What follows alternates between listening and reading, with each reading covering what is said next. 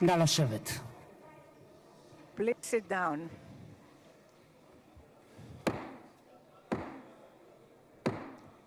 חברות וחברי הכנסת, היום יום שני, כ"א בתשרי התשפ"ו, 13 באוקטובר 2025, ואני מתכבד לפתוח את הישיבה המיוחדת של הכנסת לכבוד נשיא ארצות הברית של אמריקה, מר דונלד ג'יי טראמפ. Of the United States, Mr. Donald J. Trump.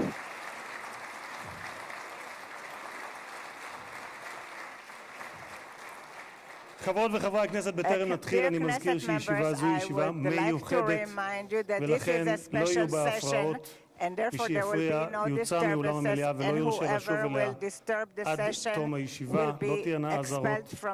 בנוסף, ניתן יהיה למחוא כפיים בישיבה זו כפי שכבר ראיתם.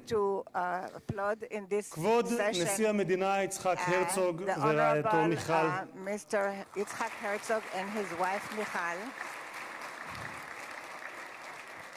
כבוד ראש הממשלה בנימין נתניהו ורעייתו שרה, Benjamin Netanyahu and his spouse Sarah,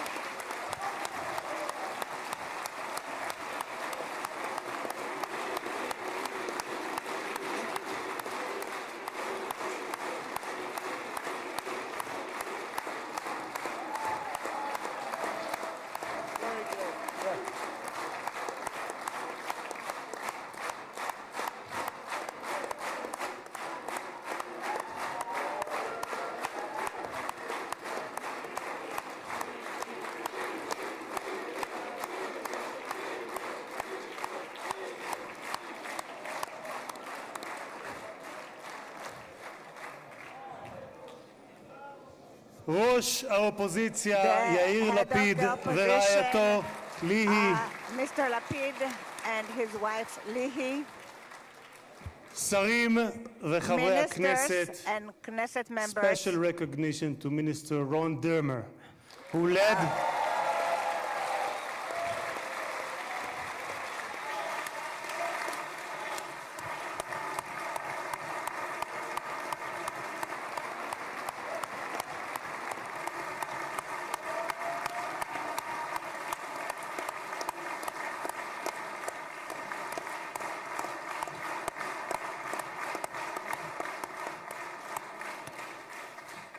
special recognition to Minister Ron Dermer, who led the negotiation team on behalf of Israel.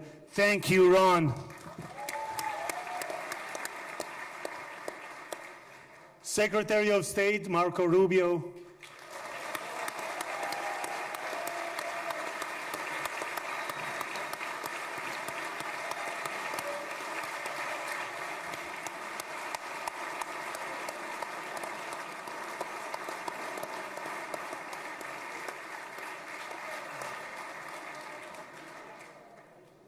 Secretary of War Pete Hegseth,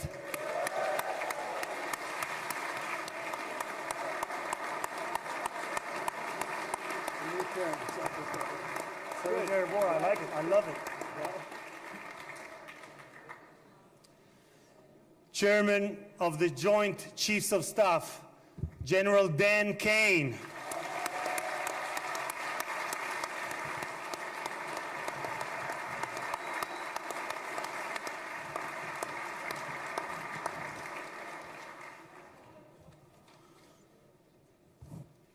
two key players, President Trump's special envoy Steve Witkoff, who is here with his partner Lauren,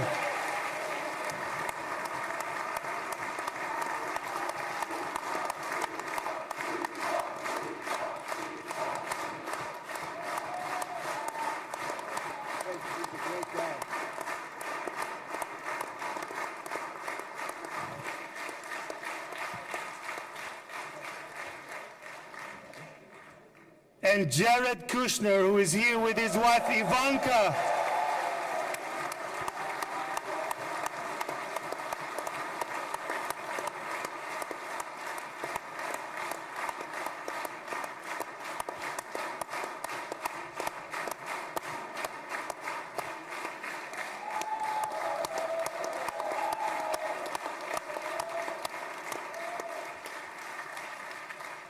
Thank you guys for everything that you have done to bring about this day. Ambassador of the United States to Israel, my dear friend and my absolute favorite rock star, Mike Huckabee.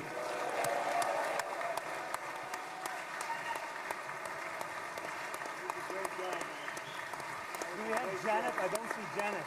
Janet's not in. Janet's not here. Okay.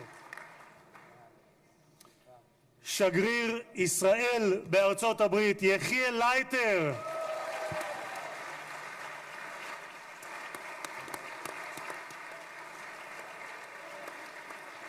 תודה. שגרירים וראשי משלחות זרות, ראש עיריית ירושלים משה ליאון ורעייתו סתווית, Of Jerusalem, סגל א' של המדינה, and the first ראשי chief of גופי the הביטחון, government, אלה the heads שנמצאים of the איתנו states, ואלה שבשטח, and those who are הרמטכ"ל רב אלוף אייל זמיר, Eyal Zamir, the chief of staff,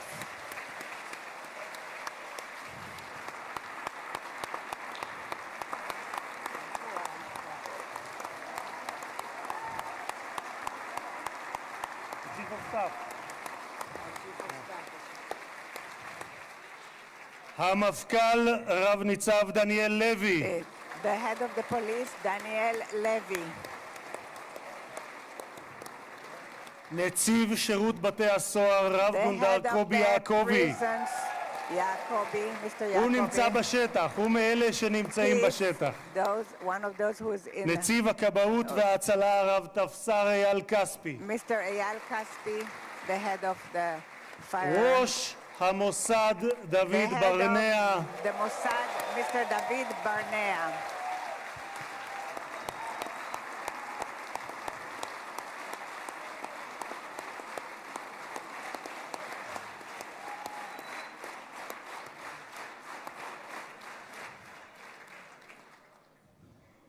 ראש שירות הביטחון הכללי, The head of האלוף במילואים the- דוד זיני, בהצלחה. General Zini, the head of the General Security. Great success to you.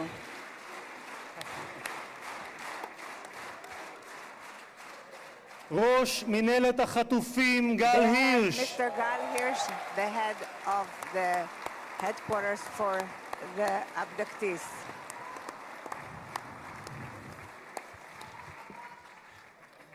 ראשי ערים וראשי Mayors רשויות מקומיות, and the local authorities. מנכ"ל הכנסת שהרים The בשלושה ימים chairman of ביקור the שדרושים לו 3 חודשים who לפחות, brought משה about צ'יקו a אדרי, visit in 3 days, which usually takes 3 months, Mr. Itzik Edry, מזכיר הכנסת עורך הדין דן the מרזוק, secretary of the היועצת- Knesset, היועצת המשפטית לכנסת עורכת הדין legal שגית אפיק, counsel of the Knesset, קצין הכנסת ניצב יובל חן, and the head of the Knesset, חברי הנהלת הכנסת, members of the משפחות חטופים, management of the Knesset, משפחות שכולות, families of the bereaved, families of the abductees.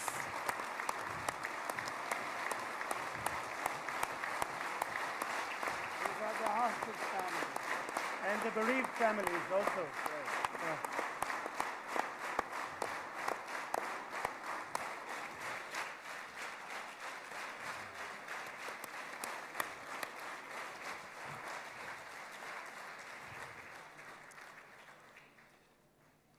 סגל א' של המדינה, The מכובדים head, מהארץ ומהעולם, great ואני פותר honorees, בזאת את הדוברים הבאים, and יזכו I כל exempt המכובדים. the others from קהל יקר, mentioning them אזרחי dear, ישראל, and the יש לי citizens of הכבוד Israel. המיוחד I had the special לברך יחד honor איתכם to bless את together with החבר you הטוב ביותר the שהיה אי best פעם friend למדינת of ישראל that בבית Israel הלבן. ever had in the ברוך White הבא House. לישראל, Welcome ברוך to הבא לירושלים, Israel. ברוך Welcome הבא לכנסת, to the הנשיא Knesset, דונלד ג'יי טראמפ. the President Donald J. Trump.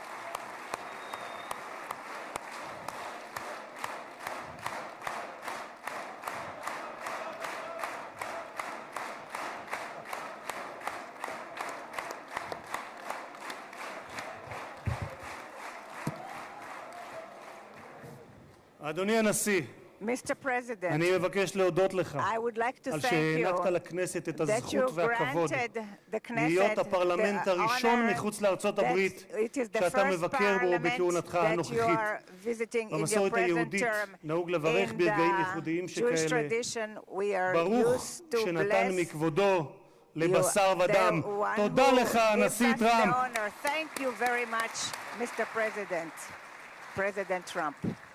כבוד הנשיא, לפני 2000 Honorary שנה President, הוגלינו בכוח הזרוע 2,000 מנחלת years אבותינו, ago, we were אבל exiled בכל from התפוצות our בהן homeland. חיינו, But in all the מעולם לא diaspora that שכחנו we את lived by, ירושלים. we never forgot הלב הפועם של Jerusalem. העם היהודי מאז The נוסדה beating כבירתו heart of the לפני Jewish 3,000 people, שנה, ואליה since it's התפללנו שנה אחר for שנה which we אחר שנה. prayed for year after לפני year. 7 שנים And 7 היית years אתה, ago, it הנשיא was טראמפ, you, President שבשם Trump, ארצות הברית של אמריקה that in the name of הכרת the United בריבונות States הישראלית על of the ירושלים. United States, you recognized Jerusalem as the אתה capital of מימשת Jerusalem. הבטחה שנשיאים רבים לפניך הבטיחו, אבל רק אתה קיימת. העברת את השגרירות האמריקאית לירושלים השלמה והמאוחדת. תודה לך, הנשיא טראמפ. Thank you very much, President Trump. Thank you very much, President Trump.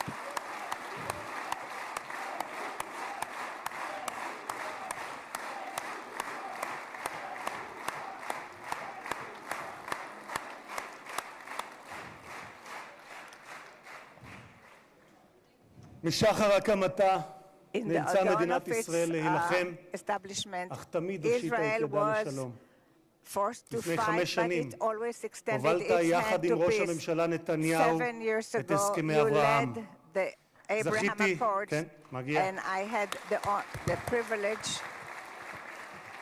זכיתי לכהן בממשלה to שחתמה serve עליהם. in this ולימים הם היו government בעלי that משמעות signed רבה עבורי גם ברמה and האישית. it was very משום שלפני meaningful for 2.5 me because 2.5 זכיתי להיות years יושב ראש ago, הכנסת I הראשון was the first המקבל הזמנה head of the רשמית Knesset לבקר that בפרלמנט של was מדינה ערבית, invited וזו הייתה to המדינה speak שבה in a שני הוריי parliament שנמצאים כאן of איתנו נולדו וגדלו, Arab country, מרוקו. and it was in the קירבת- country of Morocco, קירבת where my parents בין came ישראל from. לבין You- 4 מדינות ערביות You made it the בהסכם relationship שבבסיסו closer in שלום accord תמורת that it's שלום. תודה לך, הנשיא for טראמפ. peace. Thank you very much, President Trump.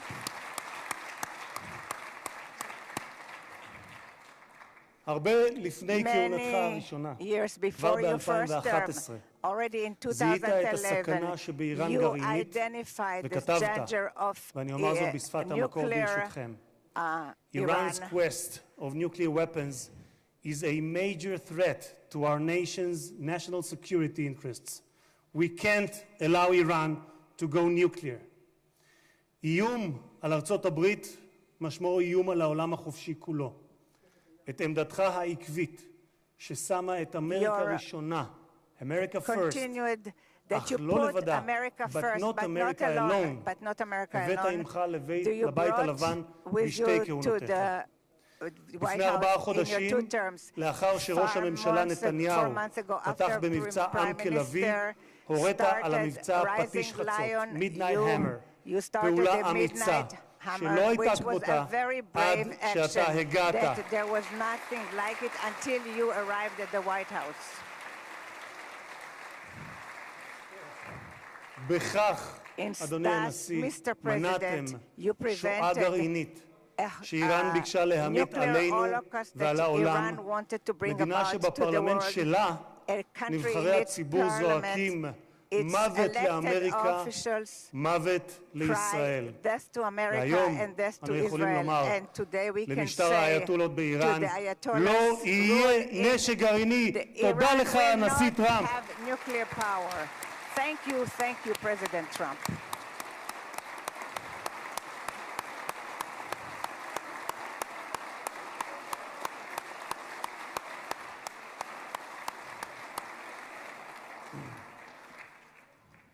כבוד הנשיא, היום העם Mr. היהודי מציין את President, סיום חג today הסוכות the ומחר Jewish נציין את people שמחת are תורה. ending the holiday of בשמחת תורה Sukkot, לפני and שנתיים tomorrow לא it will be שמחנו. Simchat Torah, and היה זה היום 2 הקשה years ago in ביותר Simchat שחוותה Torah, מדינת ישראל it was the משחר most הקמתה difficult day for the והעם state of היהודי Israel מאז since its השואה. establishment and for the Jewish people עשרות פעמים since the הגעתי יחד עם Holocaust. מנהיגים זרים Many למקום times I הטבח. came with עם many רבים מהם ישבתי visitors לצפות to the בתיעוד area of the המצולם של slaughter, הזוועות שאני יודע and שגם I אתה saw the ראית. horrors. שבועות ספורים And לאחר ה-7 few באוקטובר weeks after the ליוויתי את 7th of ג'רד October, I ואיוונקה accompanied שהגיעו לכאן Jared and Ivanka לאזורים that who הקשים came to those ביותר. difficult areas. ראינו את מה We שקיווינו, saw what היינו קיבוץ we כפר were in עזה Kfar ברעים, Aza, וראינו את מה and we שקיווינו saw שלא what יחזור עוד we בתולדות hope that we האנושות. will never see מראות again. של פוגרומים, Horrible ילדים, sites of נשים, pogroms, קשישים, גברים, children, men and שלווים women, שהיו and the elderly. ואינם עוד. They are no longer השטן there. לא רק The רצח, Satan not טבח, only אנס murdered ושרף and raped רבים מאחינו ואחיותינו, and many of our הוא גם brothers and חטף אותם, sisters, he מתים also וחיים. מאז abducted the בני ישראל life נלחמו and את the dead. המלחמה הקשה, And since then, הארוכה this וגם has been הצודקת the longest בתולדותיהם. and the most just הפצע הזה war, this של אחינו wound החטופים בשבי of our נותר brothers פתוח ושותת in דם מאז prison ה-7 באוקטובר, כאשר has כל עם been ישראל when all כאב the את כאב nation of החטופים Israel ובני has been משפחותיהם, in התלויים pain בין of תקווה the לייאוש, families בין חיים of the למוות, abducted עד הבוקר הזה. until this morning. במשך שנתיים, For 2 years, במקום בו יושבים in האורחים the ביציע gallery where שמולנו, the כבוד people, הנשיא, the guests are sitting, השקיפו מעלינו תמונות we had החטופים. photos of הבוקר, the hostages. לקראת האירוע But ההיסטורי this הזה, morning, זכינו להוריד towards את this התמונות עם historical day, חזרתם של we החטופים were able to למשפחותיהם. remove אני the אעשה משהו photos, ספונטני, and I אדוני will הנשיא. do את something סיכת החטופים spontaneous, הזאת, and I will מצבעי כחול remove לבן, קיבלתי the pin מצביקה of מור, אבא של that I איתן מור. received from אני Tzvika מתכבד Mor. להוריד אותה, כי I לפני am רגע removing דיברתי it עם because a צביקה, minute ago איתן I כבר spoke בידיהם, to Tzvika והם Mor חוגגים את brother, האיחוד and הזה. they are תודה celebrating לך, this הנשיא unification. טראמפ. Thank you so much, President Trump. Thank you so much, President Trump.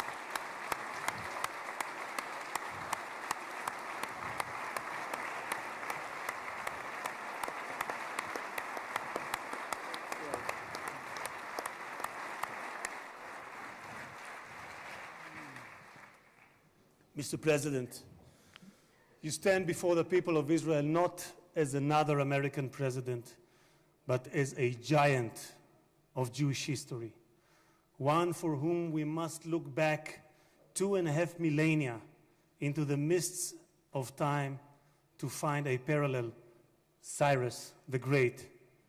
You, President Donald J. Trump, are a colossus who will be enshrined in the pantheon of history. Thousands of years from now, Mr. President, the Jewish people will remember you.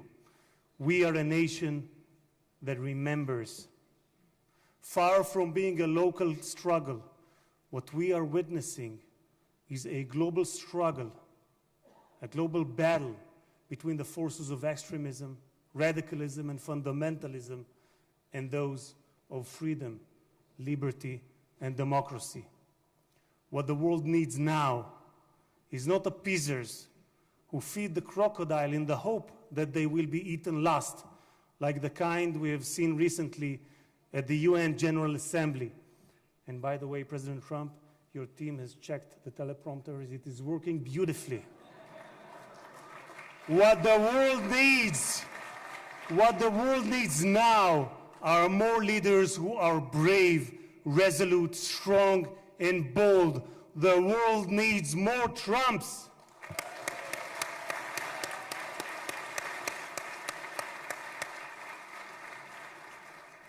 Mr. President, with your permission, I would like to take this moment to address Prime Minister Netanyahu.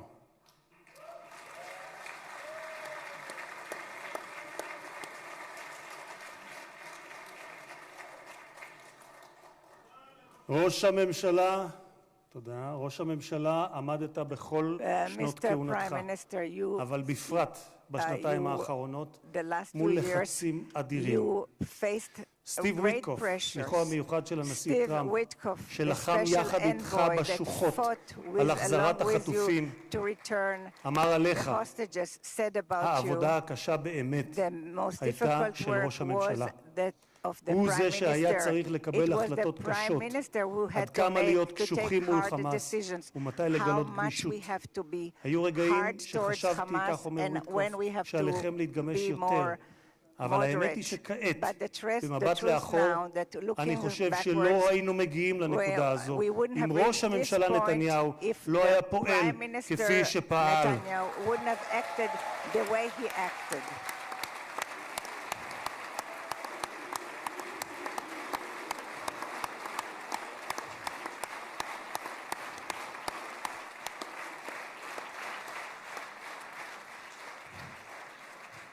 גם הנשיא שלי, Also, ממשיך ויטקוף, גם הנשיא שלי, אתה אדוני, הנשיא טראמפ, מאמין my בכך. president, הוא מאמין Trump, שראש believes הממשלה נתניהו that the קיבל Prime החלטות קשות Minister מאוד, Netanyahu והיו אנשים made פחות hard אמיצים decisions, שלא היו מקבלים and החלטות there were כאלה. people who would have והנה been אנחנו less כאן brave, היום, who wouldn't have made משום these שלחמאס decisions. לא הייתה We ברירה, are here כך today אומר ויטקוף. because הם the נאלצו Hamas להגיע did not have להסכם an הזה. alternative. So הלחץ said היה Witkov. עצום ולכם The יש pressure צבא was גדול. great, התקדמתם and therefore משמעותית we בשטח, progressed וזה מה immensely, שהוביל and להסכם this הזה. is what כך brought אומר about this השליח agreement. ויטקוף. This is what the envoy Witkov has stated. אדוני ראש הממשלה, Mr. Prime אתמול, Minister, yesterday, בדרכו לישראל, אמר on הנשיא his טראמפ, way to Israel, שאתה the הוא האיש President הנכון, Trump, that you are בזמן the הנכון. right person ואני at גאה the לומר right כאן, time. And I'm proud to say לעיני העולם, here, in front of the שבזכותך whole world, הגענו that להישגים thanks to הרבים you, שאליהם we הגענו. agree- תודה we achieved לך, ראש the הממשלה. great things that we have achieved. Thank you so much,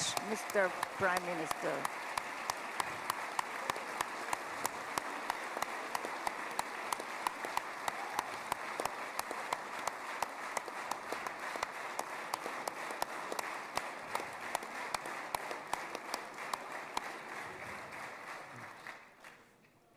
ביום הזה This day, today, נודה מלב האומה and we will וממעמקי thank from the הנפש heart הלאומית depth of לחיילי our heart צה"ל to האמיצים, the brave soldiers of the IDF, of the Israeli Defense Forces,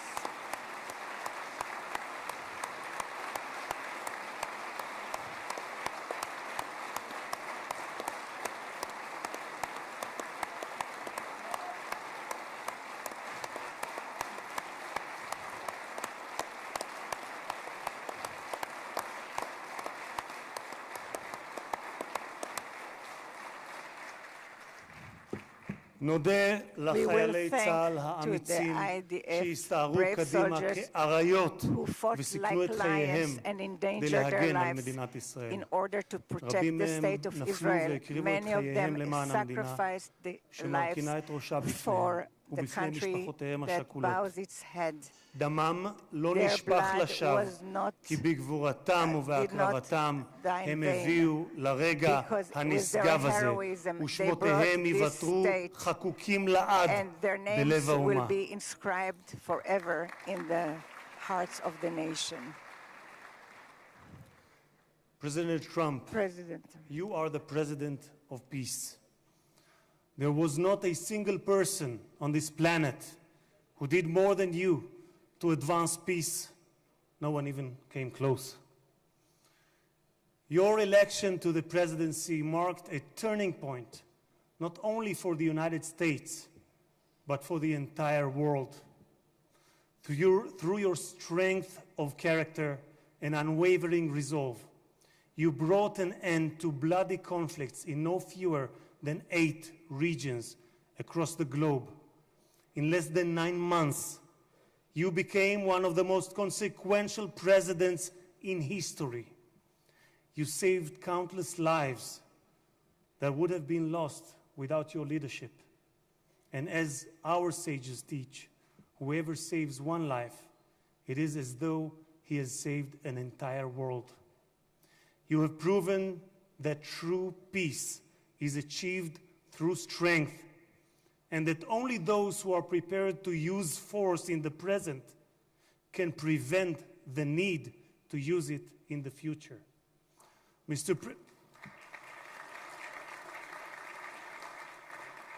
Mr. President, you, more than any other individual, are deserving of the highest recognition for your efforts in promoting peace. Therefore, I hereby announce that together with our good friend, Speaker of the House, Mike Johnson, we will rally speakers and presidents of parliaments from around the world to submit your candidacy for the Nobel Prize, Peace Prize next year. There is no one more deserving than you, President Trump. No one.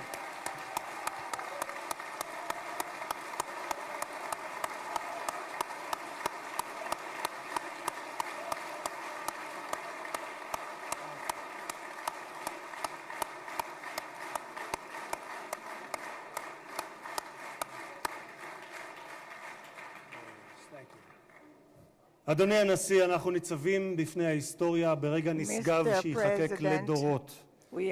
זה יום מאוד מרגש לאזרחי ישראל, יום שכולנו ייחלנו לו. בספר ירמיהו משיב השם לרחל המבכה את בניה. מנעי קולך מבכי ועינייך מדמעה, כי יש שכר לפעולתך, נאום אדוני, ושבו מארץ אויב, ויש תקווה לאחריתך, נאום אדוני, ושבו בנים לגבולם.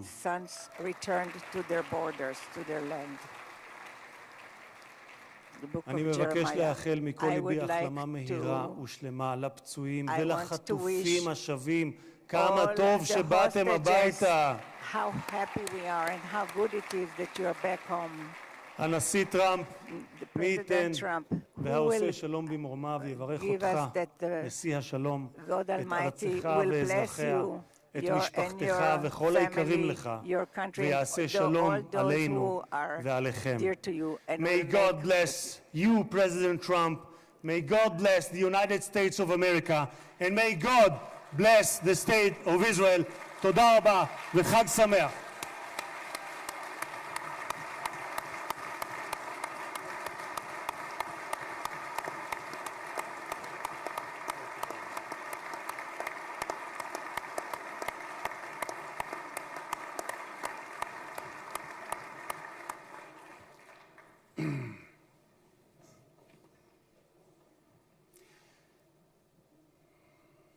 אני מתכבד להזמין כעת את ראש הממשלה, חבר הכנסת בנימין נתניהו, לשאת דברים. Benjamin Netanyahu, the Prime Minister, to say a few words.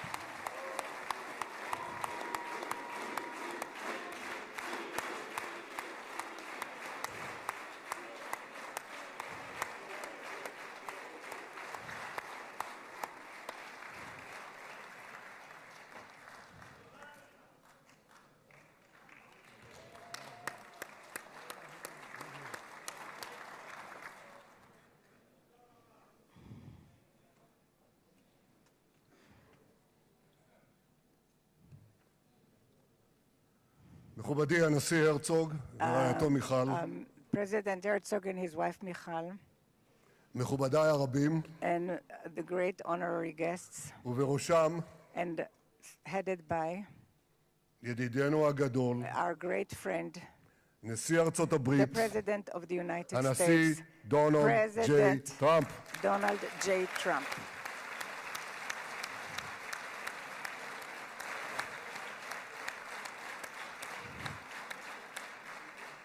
ברוך בואך Welcome לירושלים to בירתנו Jerusalem, הנצחית. our eternal capital. ברוך בואך Welcome לישראל to Israel ביום המרגש הזה in this moving day, exciting שיחקק day בתולדות עמנו. that will be inscribed in the history וגם on אתה, the הנשיא, annals of Israel, and you too, Mr. תחקק President, בתולדות עמנו, will be inscribed in כבר the נחקקת history of our בתולדות nation, האנושות. and you are already inscribed אבל אנחנו, in the כפי history שנאמר, of the world.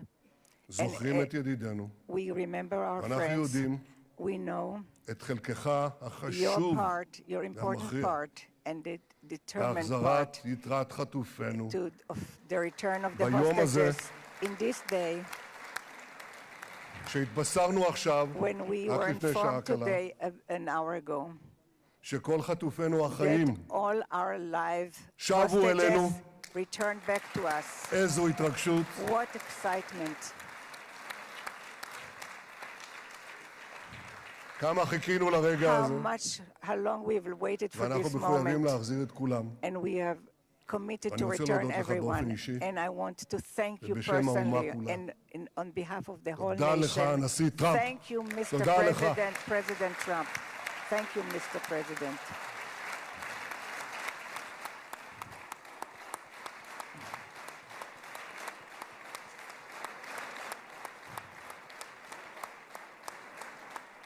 Now, I know that the teleprompters are working well, though I'm not using them. But I'm not sure about the translation. So I'll say words in English. President Trump, the Knesset welcomes you and your distinguished delegation to Jerusalem, our eternal capital. This is your first visit to Israel since you recognize Jerusalem as our capital and moved the embassy here. Thank you, President Trump, for that.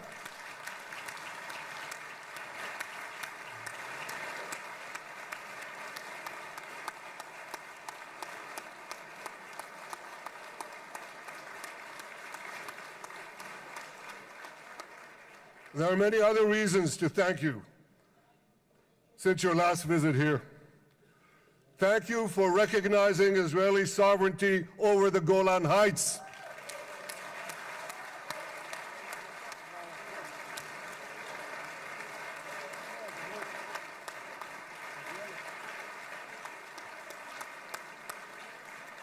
Thank you for standing up to the lies against Israel in the United Nations.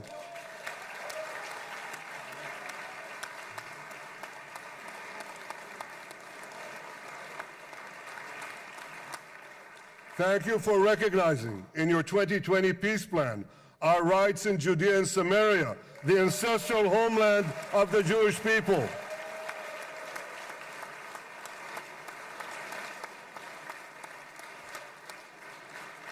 Thank you for brokering the historic Abraham Accords. Abraham, הסכמי אברהם.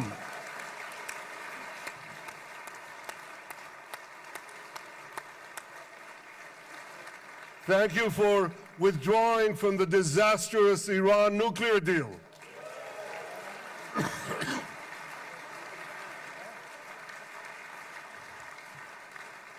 Thank you for supporting Operation Rising Lion and for your bold decision to launch Operation Midnight Hammer. Boy, is that, you got to hear this.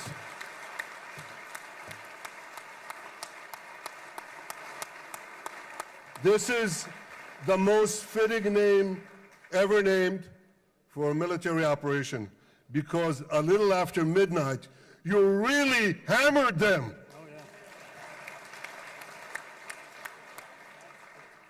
My friends, this is only a partial list, but it's enough to affirm what I've said time and again.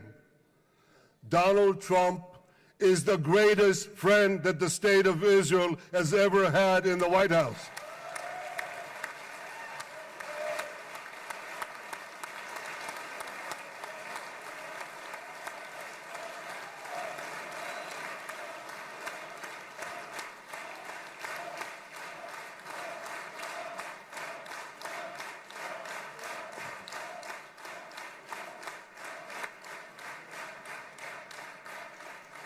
No American president has ever done more for Israel.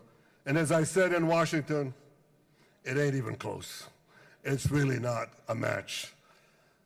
Mr. President, today we welcome you here to thank you for your pivotal leadership in putting forward a proposal that got the backing of almost the entire world.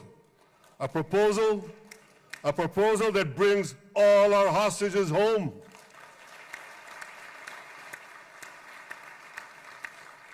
A proposal that ends the war by achieving all our objectives. A proposal that opens the door to an historic expansion of peace in our region and beyond our region. Mr. President, you are committed to this peace. I am committed to this peace. And together, Mr. President, we will achieve this peace. We've done it before. We've done it before in the Abraham Accords, and we'll do it again. Mr. President, today the Jewish calendar marks the end of 2 years of war. That war began on October 7th, on the Jewish festival of Simchat Torah. You always tell me, and you tell the world, remember October 7th. Mr. President, we remember. We remember the thousands of Hamas terrorists who stormed into our towns and kibbutzim. We remember the 1,200 people Hamas savagely slaughtered in cold blood, including dozens and dozens of Americans. We remember entire families burnt alive as they embraced each other. We remember the beautiful young Israelis brutally gunned down at the Nova Music Festival.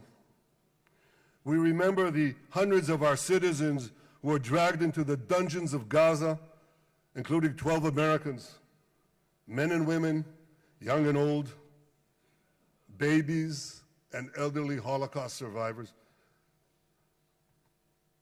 My friends, Mr. President, Donald, these monsters take babies as hostages. In response to this barbaric attack on October 7th, Israel did what it had to do.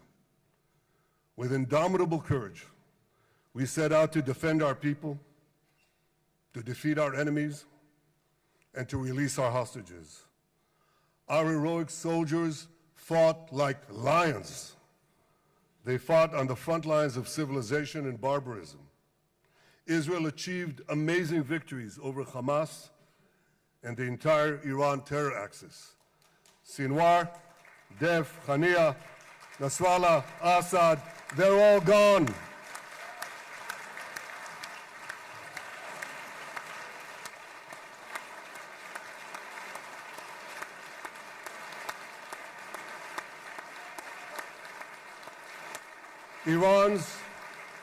Iran's nuclear weapons and ballistic missile program, with your enormous help, Mr. President, rolled back. Half the Houthi leadership wiped out. But the price of this victory, the price of these victories, has been heavy. Nearly 2,000 of Israel's finest were lost, nearly half in battle. They left behind parents, spouses, siblings, and children. Their love and laughter, their promise and potential were lost forever. To the families of our fallen fighters, many of them are here, I say, I know the depth of your pain. I know the inconsolable grief that will accompany you for the rest of your lives. The state of Israel bows its head in eternal gratitude to our fallen heroes.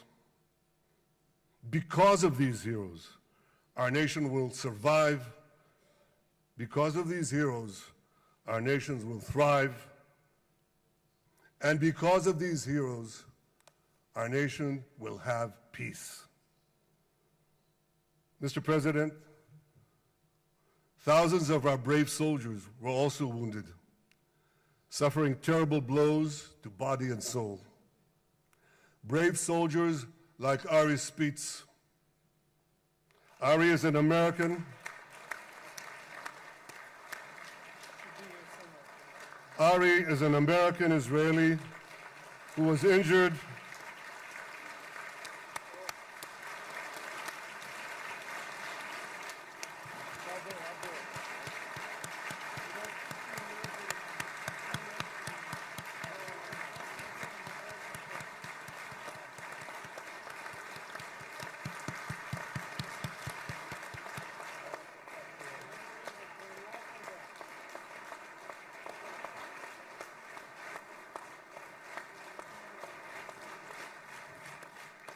Ari is an American Israeli who was injured in Gaza while searching for Hamas terrorists and weapons.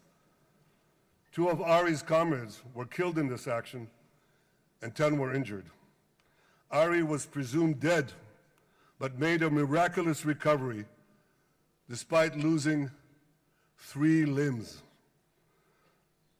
Ari, stand up for a minute alone. Stand up. There you go. There. Ari,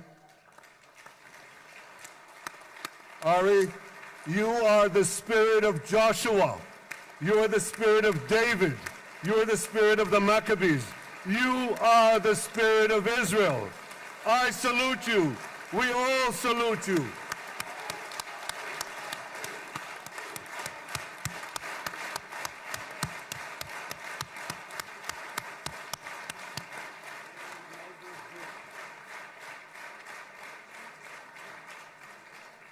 Sabine Tassa of Kibbutz Netiv HaAsara is watching us today from the Israeli consulate in Los Angeles. Sabine lost her husband and her oldest son on October 7th. She is the mother of 3 other boys. 2 of them, Koren and Shai, witnessed their father jump on a Hamas grenade to save his 2 sons. We all saw the film of those 2 boys crying out in pain, "Father is dead. Why? Why did God save me?" Mr. President, my friend Donald, I've seen some very tough things in my life. But I couldn't bring myself to watch those boys suffering again. So I didn't see this film except once. Yet Sabine, their mother, has had the strength and fortitude to show this film across the world.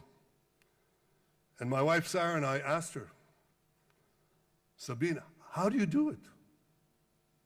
Why do you do it?" And she answered, "I do it to show the entire world the monsters Israel is fighting and the justice of our cause." This is what she's doing once again in Los Angeles. Sabine, you can hear me now. So I want to tell you on behalf of all of us, you embody the spirit of our biblical heroines, Deborah, Ruth, and Esther. You too are the spirit of Israel, and we all salute you.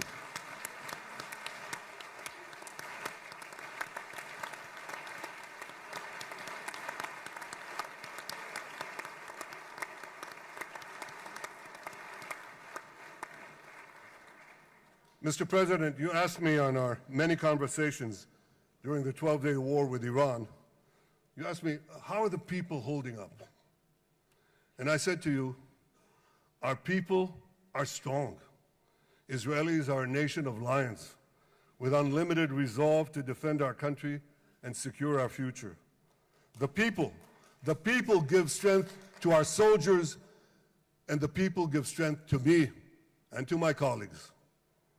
The Jewish people have risen from the ashes time and again, but when we formed the State of Israel and the Army of Israel, we pledged never again would be defenseless against our enemies. And that resolute strength not only assures our survival, it assures our future, it assures peace. We have paid a high price for this war, but our enemies now understand just how powerful and just how determined Israel is.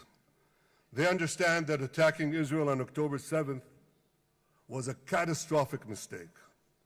They understand that Israel is strong and that Israel is here to stay. And this, Mr. President, is the indispensable foundation of peace. Peace through strength. Ladies and gentlemen, this is a momentous day, a day of great joy as the remaining hostages come home. My wife Sarah and I have met with the hostage families many times. There were no words to describe their agony, only tears of bottomless sorrow and unimaginable pain. At the beginning of the war, I promised to bring all the hostages home. Today, with the indispensable help, the determined and focused help, the unremitting help of President Trump and his team, and with the incredible sacrifice and courage of the soldiers of Israel, we are fulfilling that promise.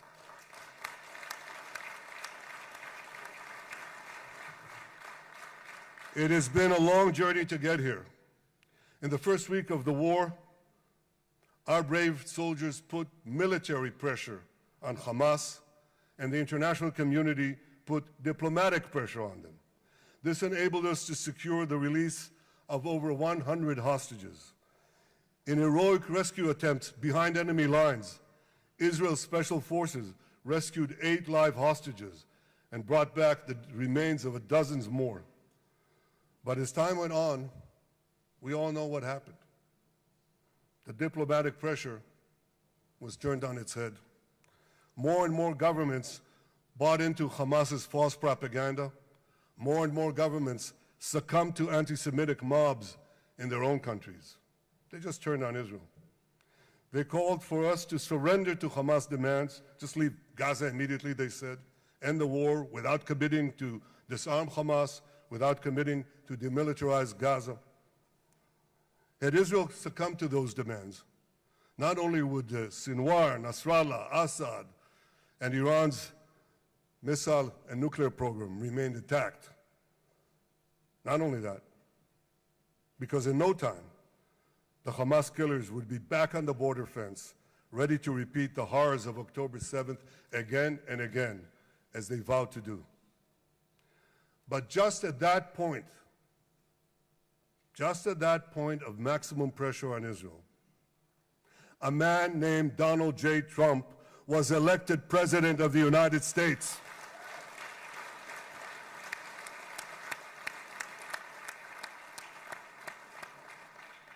And ladies and gentlemen, overnight, everything changed. Everything. We felt it right here. Mr. President, thanks to your unequivocal backing of Israel, we secured a second hostage deal within weeks of your election. And in the months that followed, we worked closely together to forge a path to bring the remaining hostages home and end the war. End the war in a way that ensures the disarming of Hamas, the demilitarization of Gaza, and that Gaza would never again pose a threat to Israel. 2 months ago, you fully backed my decision to send the IDF into the last Hamas stronghold in Gaza City. You shared my view that this military pressure would help free the hostages. And despite all the criticism, all the naysayers, we were right. Hamas caved in. And 2 weeks ago, you succeeded in doing something miraculous. You succeeded in doing something that no one believed was possible. You brought most of the Arab world, you brought most of the world behind your proposal to free the hostages and end the war. I want to thank Steve Witkoff, Jared Kushner, and Ron Dermer for their great contribution to this effort.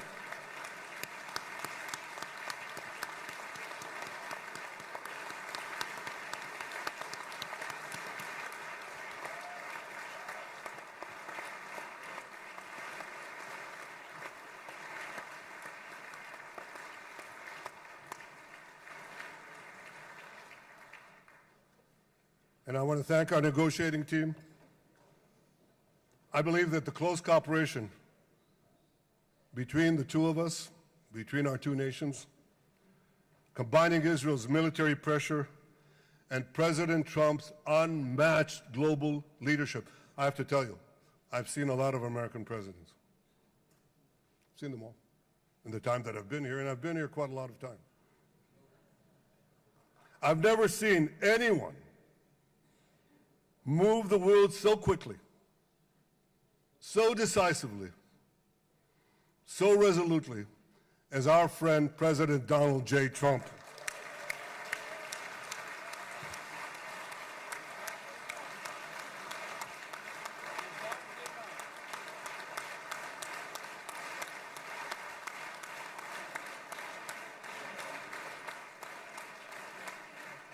With our military pressure and President Trump's global leadership, we achieved this historic moment. It's a moment of indescribable joy as our nation embraces our sons who are coming home. Mr. President, this week, Jews around the world are going to read the book of Ecclesiastes, Kohelet, in the Bible. The Bible has many miraculous moments. One of them was your decision to bomb Fordo. I think it was a pivot of history because it wasn't meant only to bomb Fordo. That action and your previous action of taking out Qasem Soleimani, the architect of death, I think that changed the balance of power in the world. You brought America back again to the driver's seat.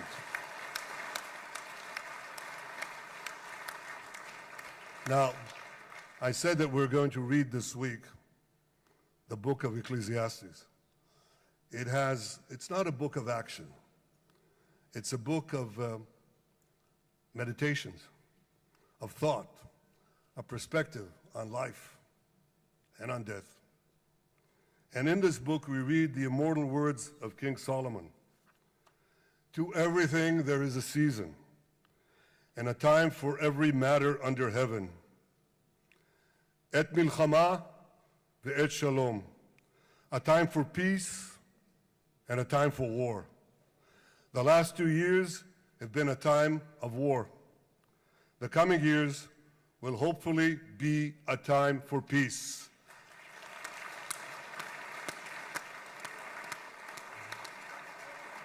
Peace inside Israel and peace outside Israel.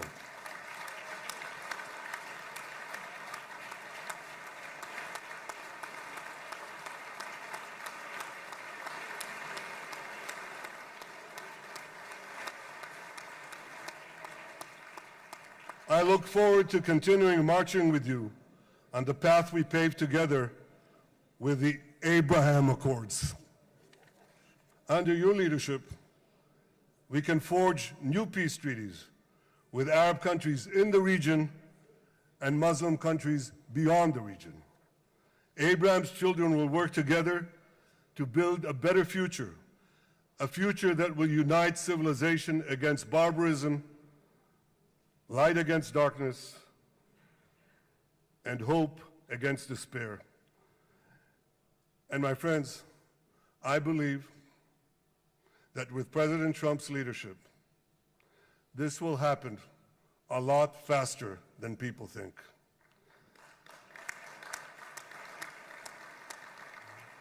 As Prime Minister of Israel, I extend my hand to hold those who seek peace with us. No one wants peace more than the people of Israel. Israel will always remain vigilant in defending itself, and Israel will always remain full of hope. Hope is our national anthem. Hope is our creed. Hope is our strength. It is time, my friends, to realize that hope and expand the circle of peace. Mr. President, thank you for all you have done for us. I have submitted your nomination to be the first non-Israeli recipient of the Israel Prize, Israel's highest award. As to that other prize, just a question of time, you'll get it. But I want you to get the Israel Prize, our highest award, to our greatest friend.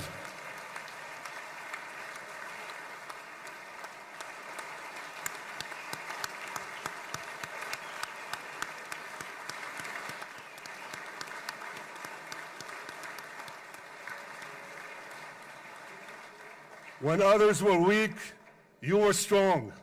When others were fearful, you were bold. When others abandoned us, you stood by our side. On behalf of the government and people of Israel, I thank you for your extraordinary friendship. Thank you for helping bring our hostages home. Thank you for supporting Israel's march to victory. Thank you for paving a path to peace. מכובדי נשיא ארצות הברית, ידידי דונלד, Honorary ברוך הבא לישראל, President, welcome to Israel. ברוך הבא לירושלים, Welcome to Jerusalem. ברוך הבא ביום המרגש הזה, Welcome שהחיינו in this וקיימנו exciting day והגיענו that לזמן brought הזה. us to this day.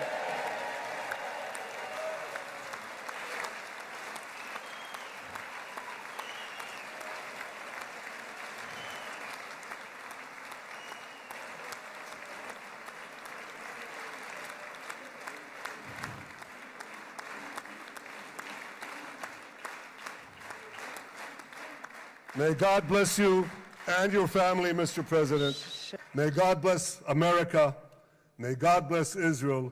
And may God bless the covenant between our two promised lands. Thank you, Mr. President.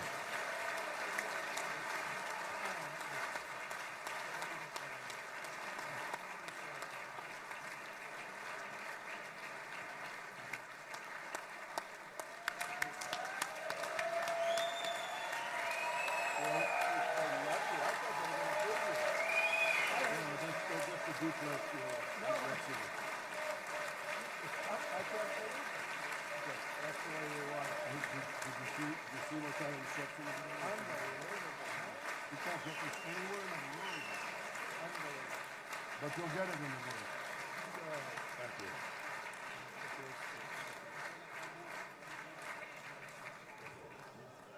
The president. Where?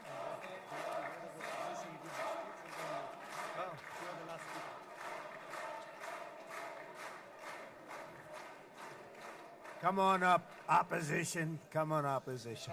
Yeah. Okay.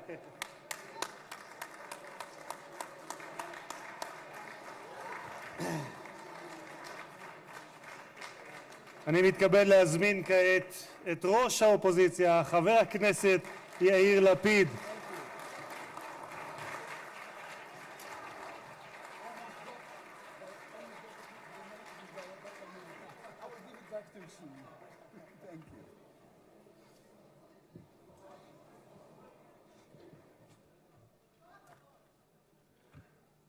Mr. Speaker, members of Knesset, ministers, President Herzog, Prime Minister Netanyahu, distinguished guests, Your Excellency, President Trump. For 2 years, we waited for this moment.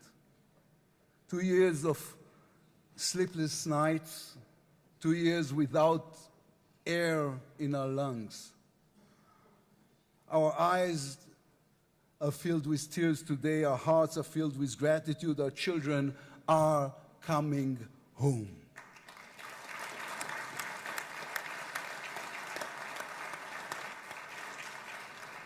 In the Babylonian Talmud, a sacred book of the Jewish people, it is written, whoever destroys one life, it is as though he destroyed an entire world, and whoever saves one life, it is though as he has saved an entire world. Mr. President, you have saved the lives of our hostages.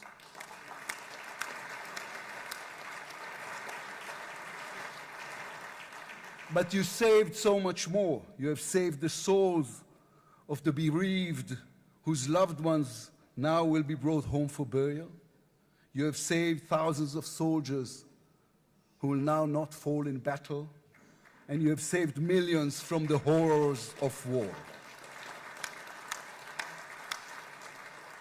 You have saved more than one life, and each life is an entire world. This is a historic moment, and a reminder that history is shaped by people. It is shaped by those who know the past, but have the vision to change the future. When you were elected, you declared that you would be the president of peace. You have kept your word. The fact that you were not awarded the Nobel Peace Prize is a grave mistake by the committee. But they will have no choice, Mr. President. They will have to award it to you next year.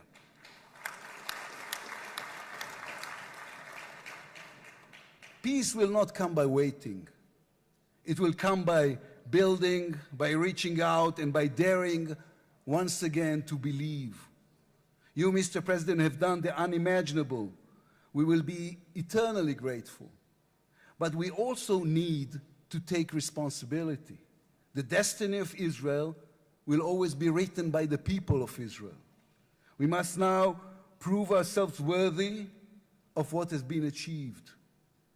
From its founding, Israel has said to the world that our strength, our power, rest upon our values. Israel is the strongest country in the Middle East because we are the only democracy in the Middle East.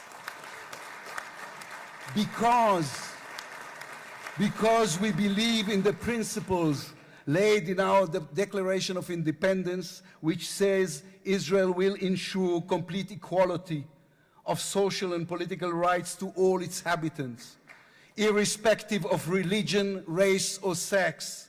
It will guarantee freedom of religion, conscience, language, education, and culture. It will safeguard the holy places for all religions. Those are our values. That is who we are as people, as a country. Our neighbors must understand one more thing about us. We are not going anywhere. The Middle East is our home. We are here to stay. Our story did not end in the Bible. It began there. It continues in our laboratories and universities, in our innovation hubs. Hamas, Hezbollah, Iran, and the Houthis, they all read the wrong intelligence reports. The real intelligence report on Israel's intentions is found in the book of Genesis. And I will give you and your descendants after you the land of Canaan for an everlasting possession. We call upon the nations of the Islamic world to honor our neighbors, Saudi Arabia, Syria, others. We are here to stay. We can do great things together. Come and talk to us. Mr. President, you are the one who can make it happen as you did with the historic Abraham Accords. Then too, no one believed it was possible. Then too, you imposed your vision on everyone. While others spoke of difficulties, you created opportunity. You can be the one to bring the next wave of peace. The people of Israel support this. They want this. We are ready. And you can later today in Egypt with your unbelievably talented team, my friends Steve Witkoff, Jared Kushner, Marco Rubio, Pete Hegseth, forge a regional alliance that will change not only the Middle East, but the entire world. After 2 years of war, the peoples of this region should look around and ask themselves, whose situation is better? Those who chose the path of peace or those who chose the path of war? Those who invested in their people, in the education of their children, in science and education and technology, or those who invested in hate and in violence? From here I say to all those who demonstrated against Israel these past 2 years, on the streets of London and Rome, in Paris and in Columbia University. I do not represent the government. As you know, I am the leader of the opposition. And I tell you, then, you were deceived. You were deceived. Propaganda experts, funded by terror money, manipulated you. Now that the war has stopped, you have time and a chance to go and learn the facts. The truth is, there was no genocide, no intentional starvation.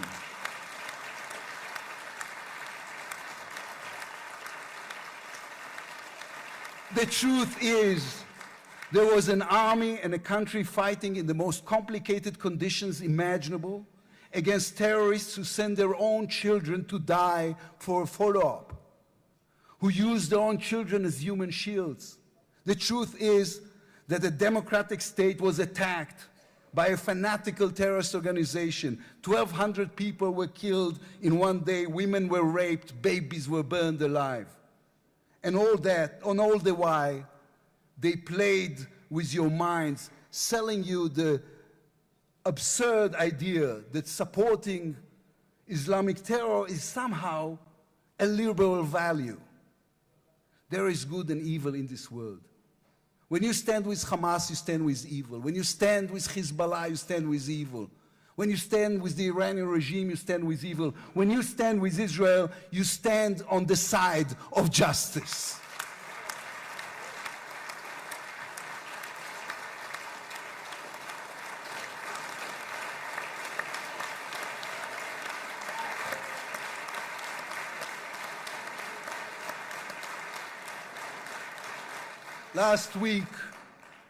Last week I attended the 7th October memorial ceremony.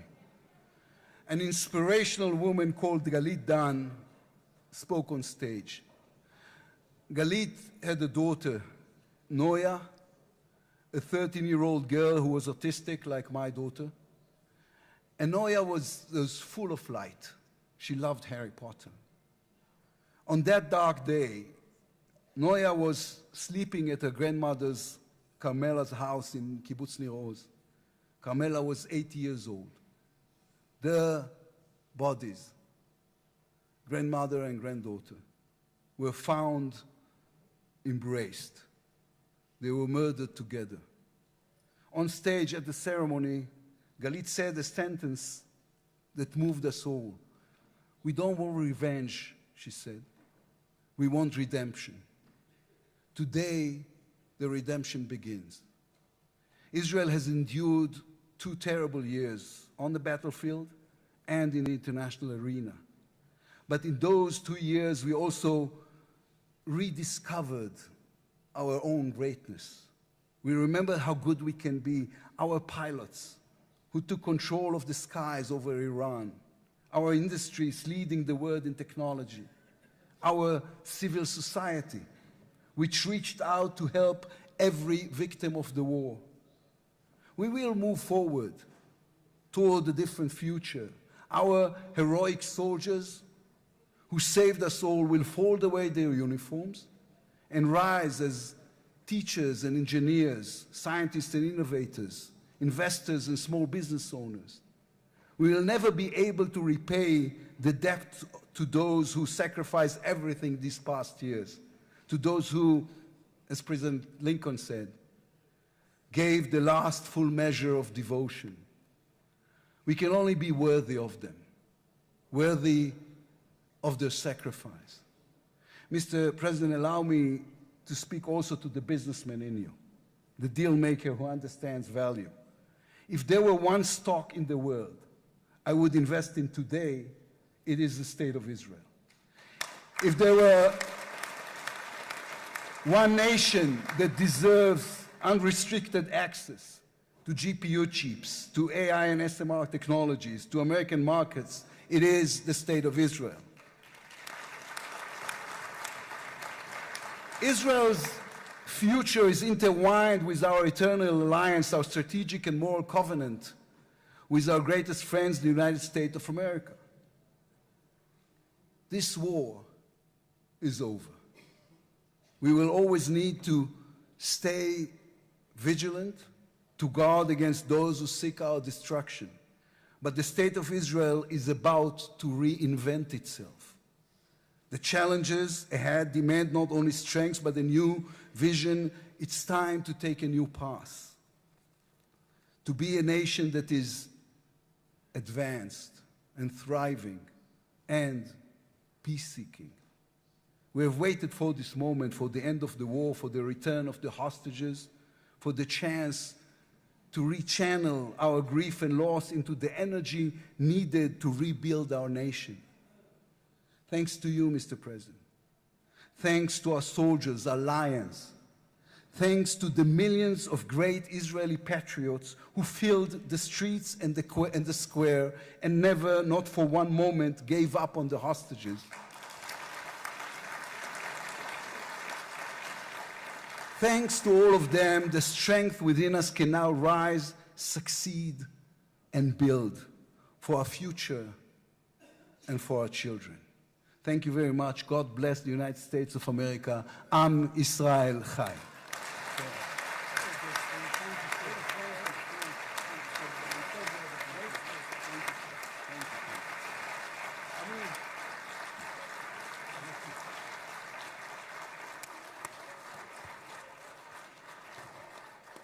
אני מודה לראש האופוזיציה.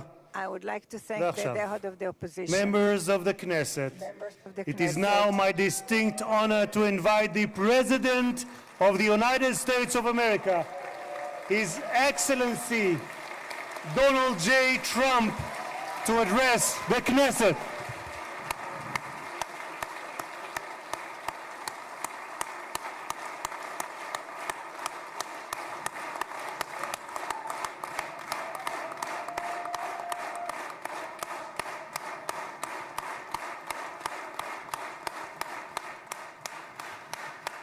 Thank you very much. Thank you.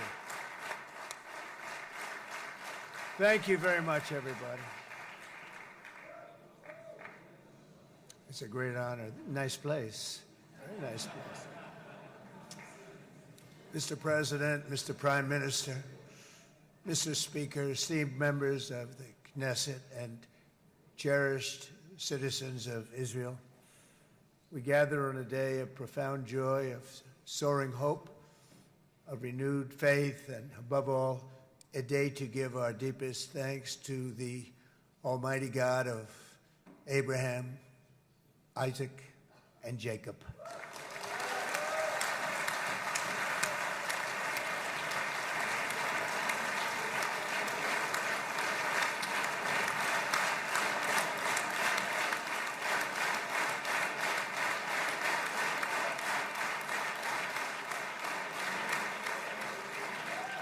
After 2 harrowing years in darkness and captivity, 20 courageous hostages are returning to the glorious embrace of their families, and it is glorious.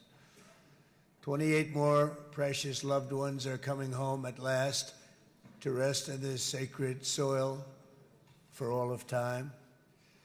And after so many years of unceasing war and endless danger, today the skies are calm, the guns are silent, the sirens are still, and the sun rises on a holy land that is finally at peace, a land and a region that will live, God willing, in peace for all eternity.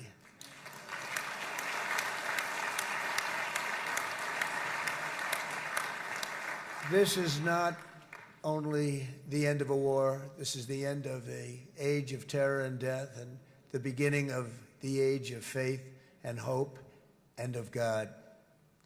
It's the start of a grand concord and lasting harmony for Israel and all the nations of what will soon be a truly magnificent region. I believe that so strongly.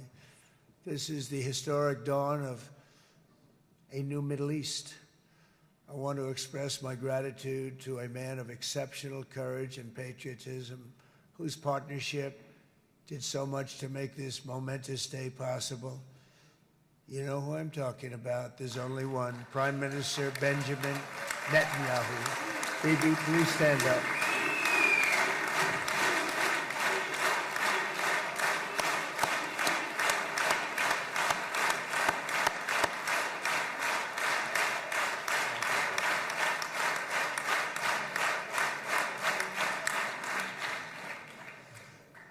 And he is not easy, I want to tell you.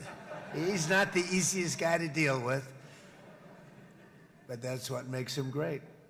That's what makes him great.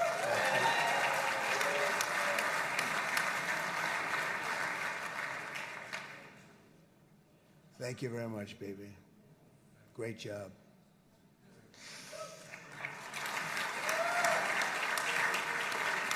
And let me also convey my tremendous appreciation for all of the nations of the Arab and Muslim world that came together to press Hamas to set the hostages free and to send them home. We had a lot of help. We had a lot of help from a lot of people that you wouldn't suspect, and I want to thank them very much for that.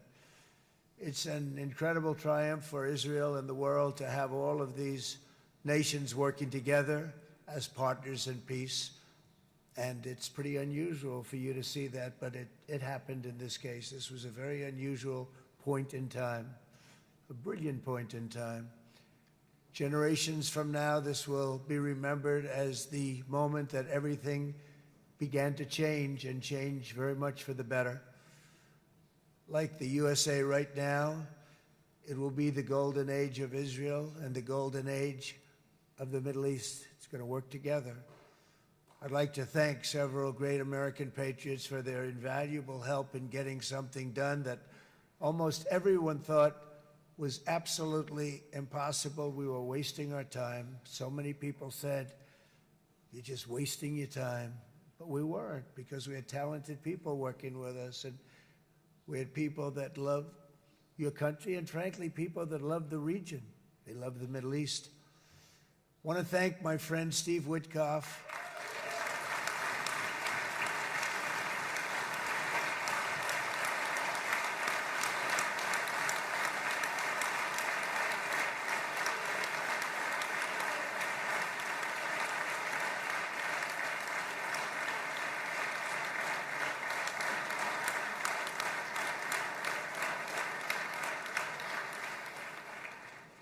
You know, Steve was chosen by me.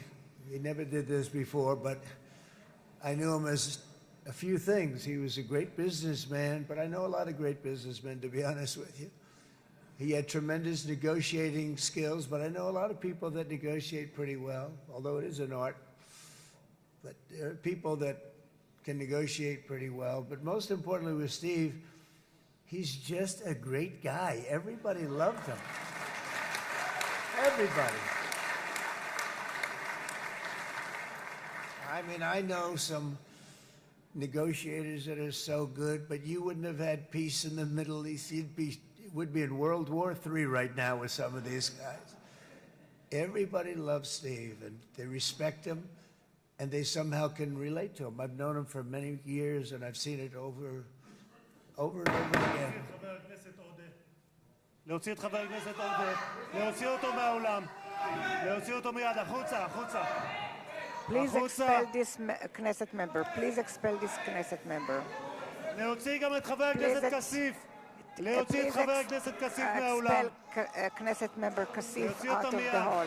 Please expel him immediately.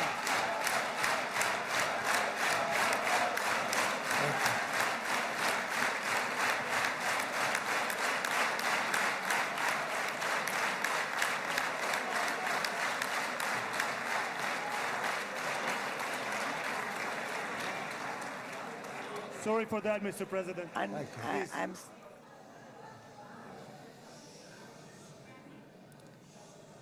That was very efficient.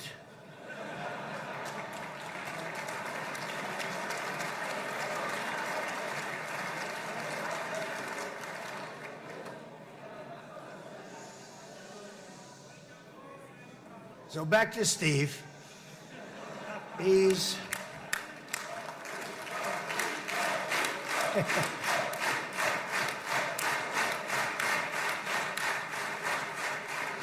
But I tell one story because he was so involved, and then we called in Jared. We need that brain on occasion. We got to get Jared in here. We got to get a certain group of people. But Steve started this all by himself. I call him Henry Kissinger, who doesn't leak, okay?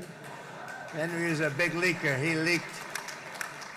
Steve doesn't leak. Steve just wants to get the job done. He wants to do what's right. But I'll give you just a quick story because, as you know, he's working on the war with Russia and Ukraine, a war that would have never happened if I were president. A shame.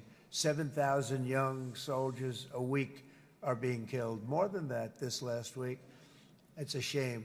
Should have never happened. But it did happen, and we won the race, and I took over this horrible war that's been raging, and I thought it would be easily settled. I thought it was a hell of a lot easier than doing what we just did very successfully with Israel and a lot of other people. But this came first, and we'll get that one. But I set up a meeting for him to meet with President Putin, thinking it would be a 15 or a 20-minute meeting. Steve had no idea about Russia, had no idea about Putin too much, didn't know too much about politics, wasn't that interested. He was really good at real estate, but he had that quality that I was looking for, and I didn't see it around in too many ways. And I set up the meeting with Putin, and I called. I said, is Steve finished yet? That was about a half an hour into the meeting.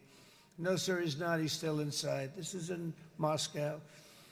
I said, well, how's he doing? I don't know, sir. He's still inside. I called up an hour later. Let me speak to Steve. Sir, he's still with Putin. He's with President Putin. I said, wow, that's a long meeting, 1 hour. I called up an hour later. He was still with Putin. 3 hours later, he was still with Putin. 4 hours later, he started to get the word that he was going to be coming out soon. And in 5 hours, he came out. I said, what the hell were you talking about for 5 hours? And he says, just a lot of interesting things. We're talking about a lot of interesting things, including what he went in there for, but you can't talk about it for 5. You can talk about it for a certain period of time, and you know what you're getting. But that's a talent. That's a talent, where you can do that. Most people I'd send in, number one, they wouldn't be accepted. Number two, if they were, the meeting would last 5 minutes, and that's what happens with Steve. Everybody loves him. They love him on this side. They love him on the other side. And he really is. He's a great negotiator because he's a great guy. So thank you very much, Steve, very much.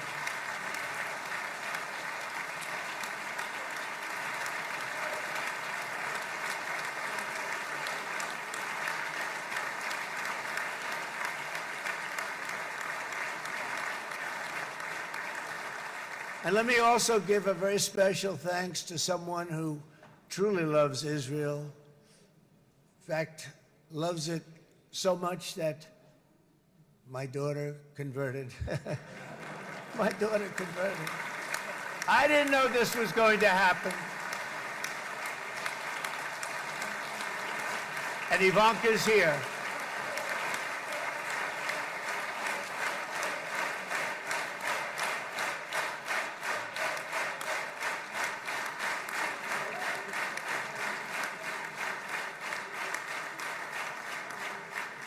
And Bibi, you do know this was not in the cards for me. You understand that. And she is so happy, and they are so happy. At least I think they're happy. If they're not, we have a big story, right? No, they have a great marriage, and they get along great. They're best friends. They have a very special relationship. But Jared has been so helpful. He really did something very special. He established the Abraham Accords with a group of very wonderful people. I like calling it the Avraham Accords, because people that, right? Avraham. It's so cool. It's so much sort of nicer, you know, the Abraham versus the Avraham.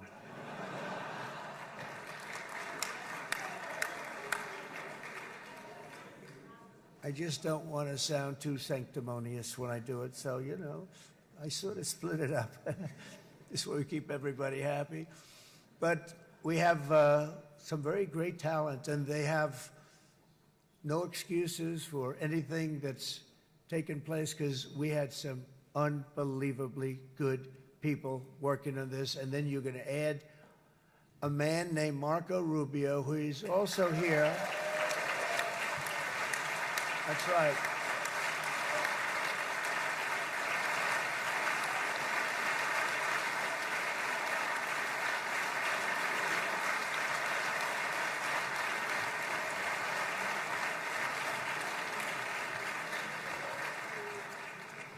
And I have a prediction that Marco will go down, I mean this, as the greatest Secretary of State in the history of the United States. I believe that.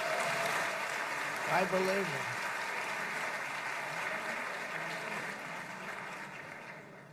it. And he and I, you know, we really fought it out. You remember, he was tough. He was nasty. Who the hell thought this was going to happen, Marco, right? And now I'm saying he's going to go down as the greatest. He will.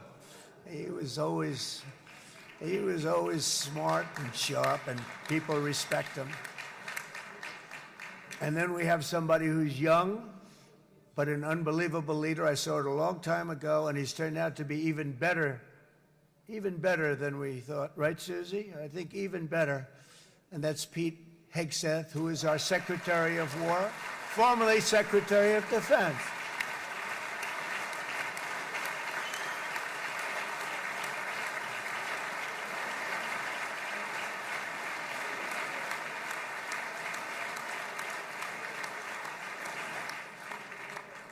And as you know, we decisively won World War I. We decisively won World War II decisively. And everything in between and everything before it, we won everything. And then they had the brilliant idea of changing the name from war, you know, it was war, to defense. And with that went a certain thinking. And we fought in a very politically correct way after that. We always had the strongest military, and now we have a stronger military than we've ever had before. Because of my first term, I've totally rebuilt the military, every aspect of it. But we have, if you think, we settled 8 wars in 8 months.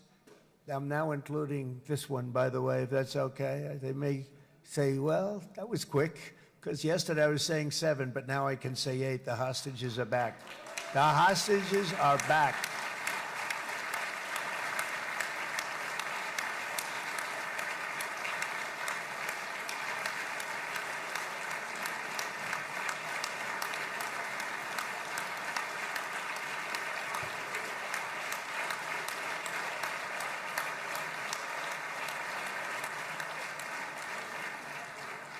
It is a good feeling. Isn't that nice to say? You know, I just said the hostage. First time I said the hostages are back. It feels so good to say it.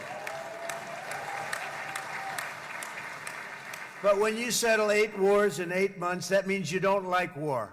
Everyone thought I was going to be brutal. In fact, I remember Hillary Clinton during a debate, she said, look at him, he's going to go to war with everybody.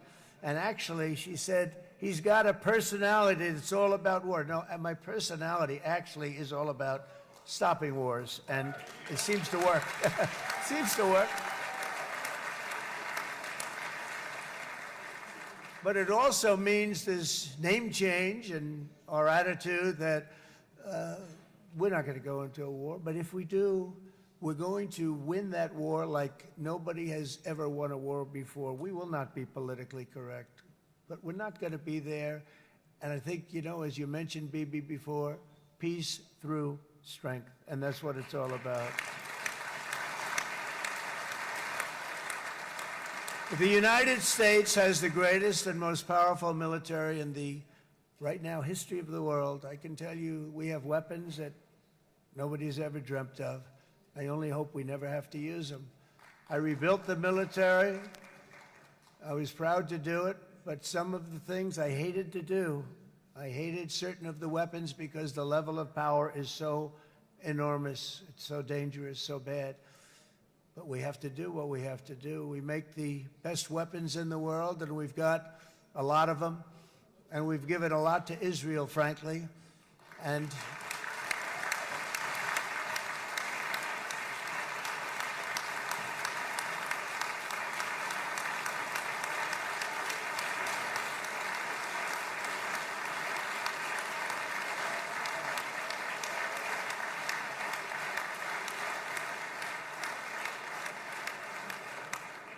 I mean, Bibi would call me so many times, can you get me this weapon, that weapon, that weapon? Some of them I never heard of, Bibi, and I made them. But we'd get them here, wouldn't we? Huh? And they are the best. They are the best. But you used them well. It also takes people that know how to use them. And you obviously used them very well. but so many that Israel became strong and powerful, which ultimately led to peace. That's what led to peace. So as we celebrate today, let us remember how this nightmare of depravity and death all began. 2 years ago, on the eve of the Simchat Torah holiday, thousands of innocent Israeli civilians were attacked by terrorists, and one of the most evil and heinous desecrations of innocent life the world has ever seen, the worst slaughter of Jews since the Holocaust. The cruelty of October 7th struck to the core of humanity itself. Nobody could believe what they were witnessing. The United States of America grieved alongside you, and we mourned for our own citizens who were so viciously taken that day. And to all the families whose lives were forever changed by the atrocities of that day, and all of the people of Israel, please know that America joins you in those two everlasting vows: never forget and never again.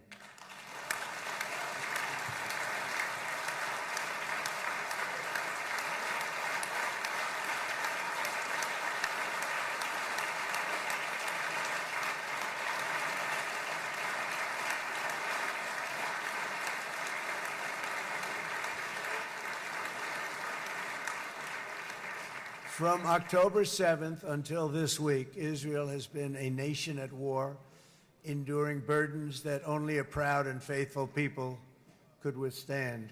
It was a very tough period of time. For so many families across this land, it has been years since you've known a single day of true peace. But now at last, not only for Israelis, but also for Palestinians and for many others, the long and painful nightmare is finally over. And as the dust settles, the smoke fades, the debris is removed, and the ashes cleaned from the air, the day that breaks on a region transformed, and a beautiful and much brighter future appears suddenly within your reach. This is now a very exciting time for Israel and for the entire Middle East, because all across the Middle East, the forces of chaos, terror, and ruin that have plagued the region for decades now stand weakened, isolated, and totally defeated. A new coalition of proud and responsible nations is emerging, and because of us, the enemies of all civilization are in retreat. Thanks to the bravery and incredible skill of the Israeli Defense Forces and Operation Rising Lion,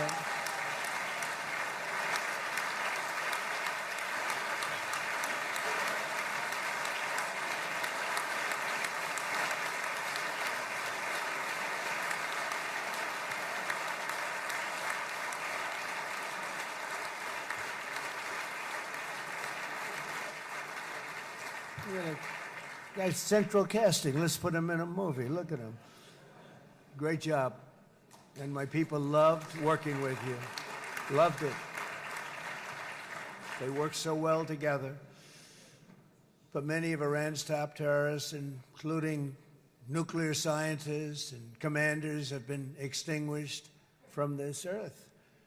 And with Operation Midnight Hammer, boy, that's a great name for that, what we did last June. The United States military flew 7 of those beautiful B-2 bombers. They look so beautiful all of a sudden. They were always, I thought they were pretty planes. I had no idea they could do what they did.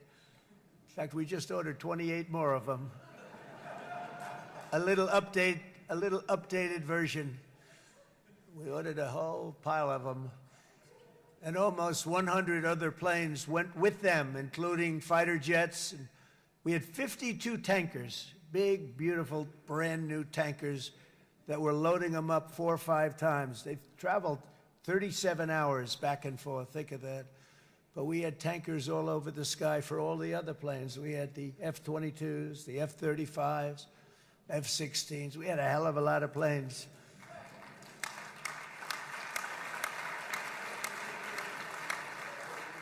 So we had 52 gas stations in the sky. That's what they call them. I'll tell you, I wouldn't want to be flying one of them. We have our great General Raisin Cain right here. General, stand up. This guy. What a general. Thank you.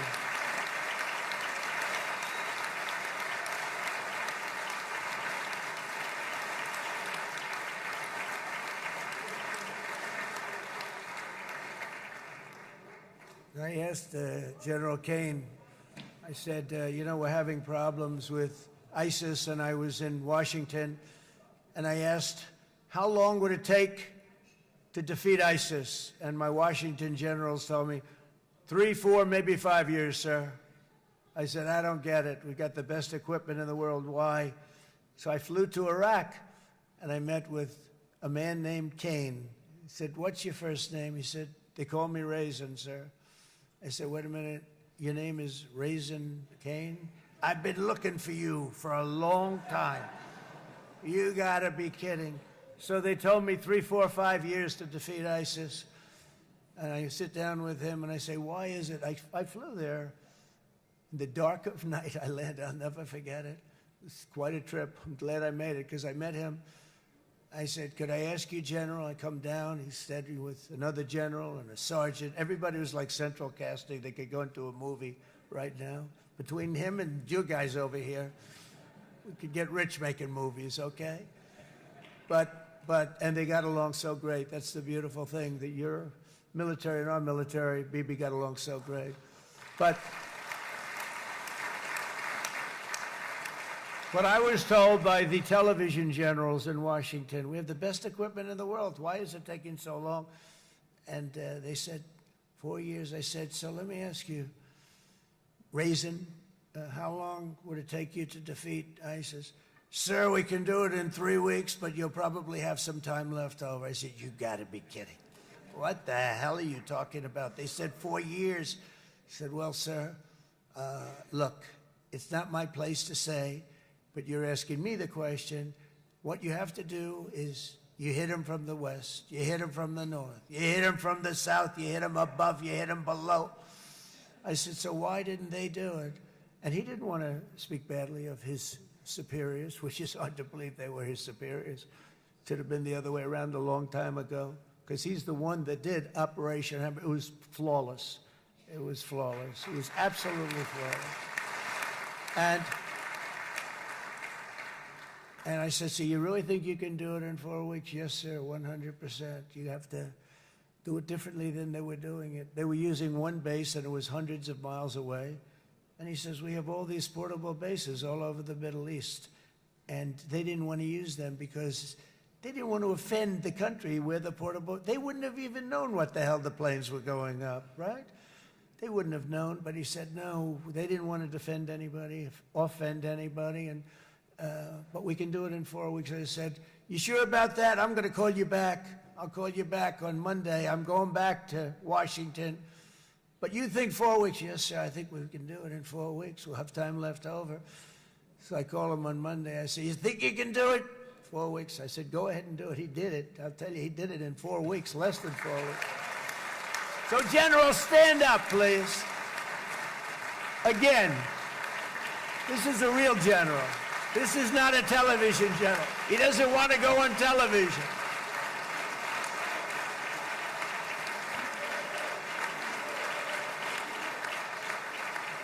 He doesn't want to go on television. I said the other guys love being on television. So we dropped 14 bombs on Iran's key nuclear facilities, totally, as I said originally, obliterating them. And that's been confirmed, and everybody understands it. Together we stopped the #1 state sponsor of terror from obtaining the world's most dangerous weapons.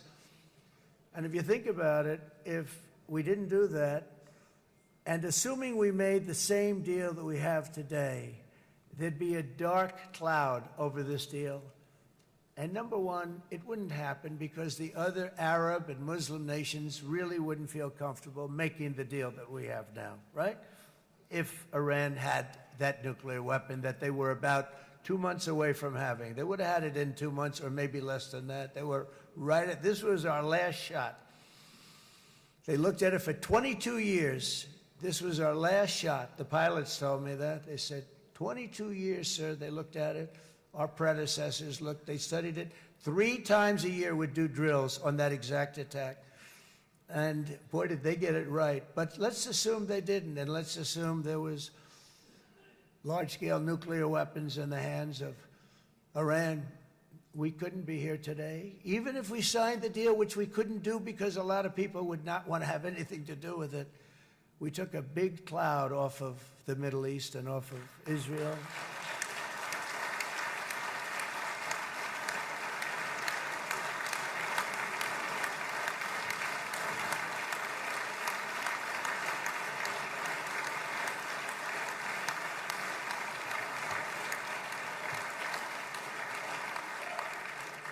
And it was my honor to help.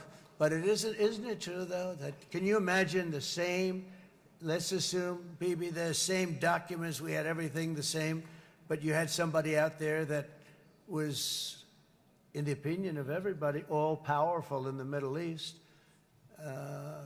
They took a big hit, didn't they? Didn't they take a big hit? Boy, oh boy. They got it from one side, from the other. And you know it would be great if we could make a peace deal with them, and I think that's big. Would you be happy with that? Wouldn't it be nice, I think? Because I think they want to. I think they're tired. Somebody said, sir, they're starting their nuclear program again. I said, let me tell you something. They're not starting anything. They want to survive. The last thing they want to do is start digging holes again in mountains that just got blown up and start. They're not doing it. They want to survive, okay?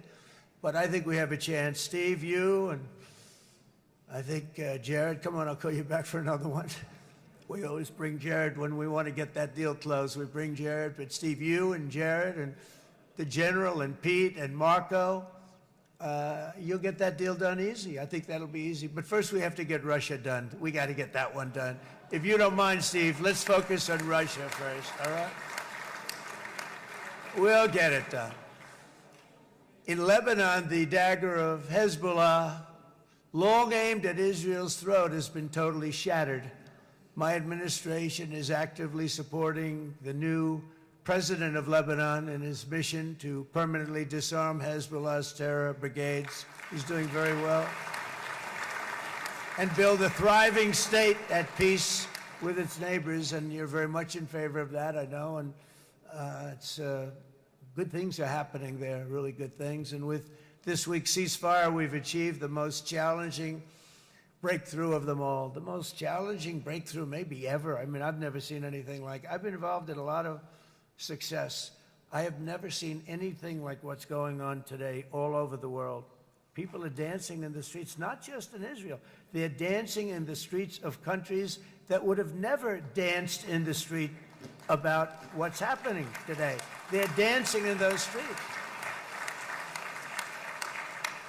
So this long and difficult war has now ended. You know, some people say 3,000 years, some people say 500 years, whatever it is. It's the granddaddy of them all. And in an unprecedented achievement, virtually the entire region has endorsed the plan that Gaza will be immediately demilitarized, that Hamas will be disarmed, and Israel's security will no longer be threatened in any way, shape, or form.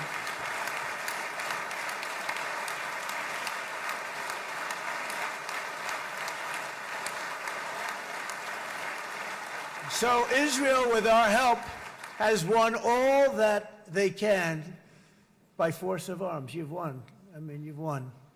Now it's time to translate these victories against terrorists on the battlefield into the ultimate prize of peace and prosperity for the entire Middle East. It's about time you were able to enjoy the fruits of your labor.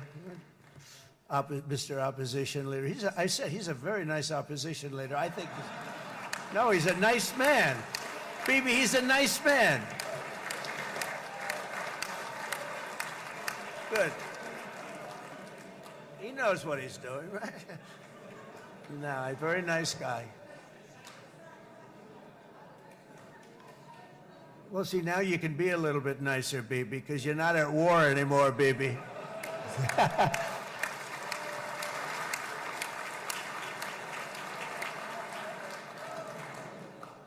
But only by embracing the opportunities of this moment can we achieve our goal of ensuring that the horrors of recent years will never happen again. You don't want to have to go through this again. 8 years ago, I came to this region on a very special first trip abroad as the President of the United States. I came here very early at your request. I addressed the leaders of the Arab and Muslim world gathered in Saudi Arabia and said that it was time to build a future free of the grip of extremism and terror. And interestingly, right now, as soon as I'm finished, I'm quite late. You've kept me quite late between opposition leaders and Bibi's brilliant but very long speech. I thought I was going to run up here, make a speech, and then head to Egypt. It didn't work out, though. And you made a pretty long one, too, sir.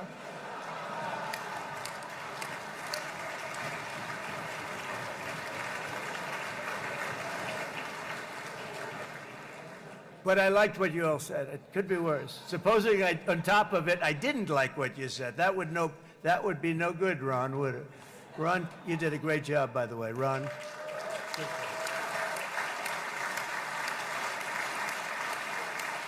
Yeah.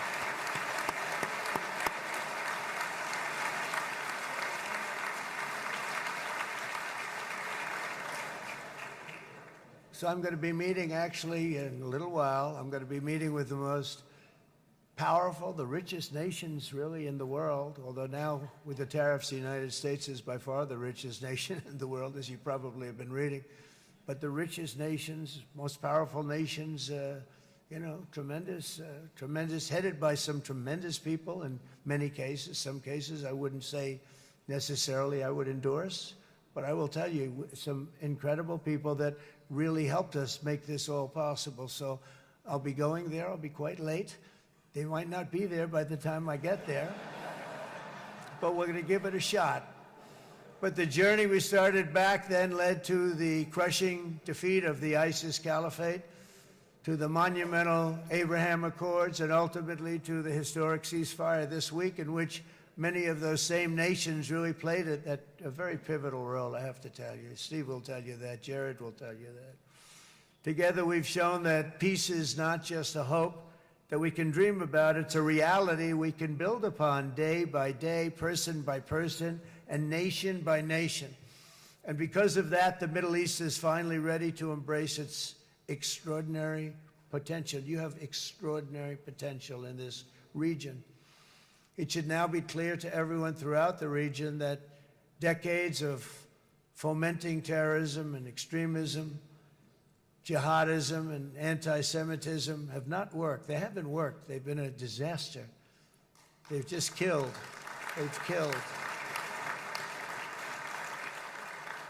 They've backfired completely and totally. They've just totally backfired. Everything that you thought, take it worst case, it's turned out to be worse than that. They have not worked. From Gaza to Iran, those bitter hatreds have delivered nothing but misery, suffering, failure, and death. They've served not to weaken Israel, but to annihilate the very forces that did the most to foment this hatred. And it's really, I mean, everybody that's tried it has become irrelevant. Meanwhile, we've seen those nations that set aside their differences, reached across ancient divides, and pursued engagement are now among the most successful in the region. They're getting along with Israel, and they're doing great. And I can tell you the 4 nations that joined the Abraham Accords early on, and you'd all be doing me a favor, and I'm going to be saying this in a little while to some other friends, would love you all to, is this right, Jared? Join up in the Abraham Accords. We have to join up and get together. You can have that whole thing filled out. We had a very weak administration, worst president in the history of our country by far. And Barack Obama was not far behind, by the way.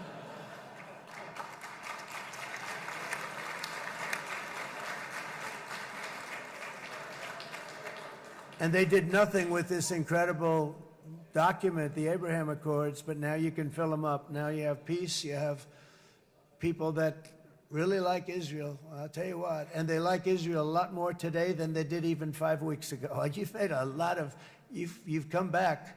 You've come back strong because it was getting to be a little nasty out there in the world, and ultimately the world wins. You can't beat the world. Or I would say to Bibi, it's now time, and he understood it better than anybody, because ultimately, you know, the world's a very big place. And I've said a lot. I said, this piece of land is very small. It's unbelievable what you've done with that tiny, you look at a map even of just, not the world, the Middle East, and you have this little dot. And think of what you've done. It's incredible. It's incredible.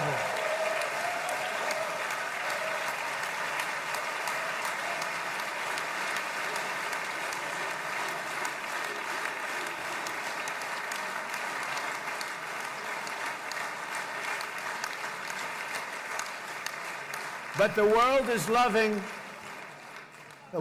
loving Israel again. And I said to Bibi, you know, the world is big and it's strong.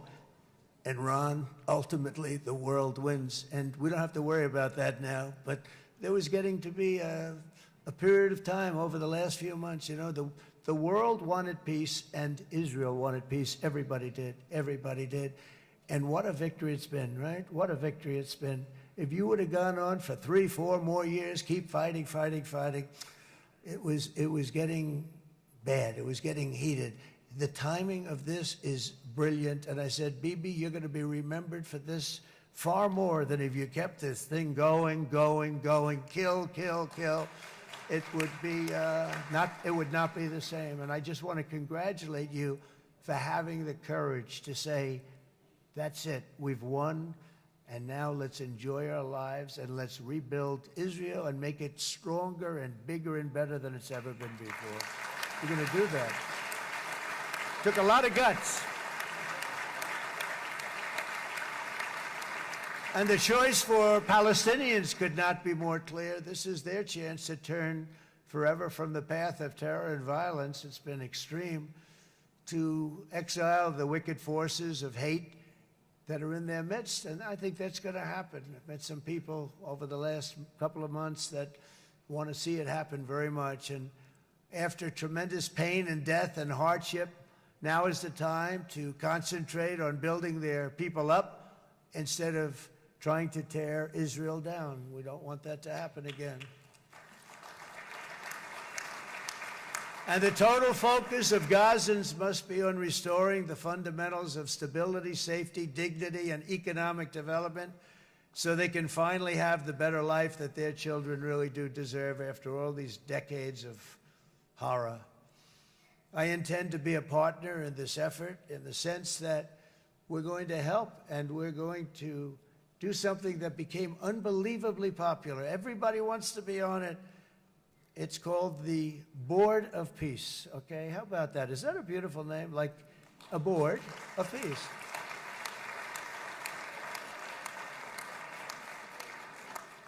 The only bad thing from my standpoint, every single nation involved has asked me to be the chair, and I'll tell you, I'm very busy.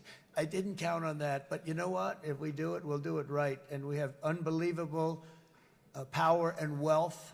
Because you're going to need wealth. You're going to need wealth to rebuild things. And they have wealth like few people have wealth. I want to thank the Arab and Muslim nations for their commitment that they've made to support a safe rebuilding of Gaza and beyond. I have many Arab countries, very wealthy countries, that came up and said, we'll put up tremendous amounts of money to get rebuilt, to rebuild Gaza, and I think that's going to happen. The power, they want dignity, they want to come forward, and they want to say, and I want to say who they are, because what they're doing is going to be, I think, something that you're going to be very impressed with, Bibi, and you need that. You need the kind of economic power that they have, and they want to see it work, and they want to see it be safe, and they want to see it be good for Israel, too. And as much money as it will be, and it's a lot, as you can see, it's a lot. For these countries, it's relatively little relative to their worth. It's really a lot of money like money, like most people could never even conceive, but for these countries, it's not that much, especially because it ensures success and stability in the Middle East, which is what they want to see. So many of them will be with us in Egypt in a little while, I think. I'm not sure. They may be gone. They may have taken their Boeing 747s and left. I said, what kind of a plane do you fly? 747. I said, that's a large plane. No, they may have. Steve, do you think they've left on their their brand new Boeing 747s? Or I don't know. We're going to find out soon. It's going to be a big story. There'll be 2 people left, and they'll be the 2 poorest ones.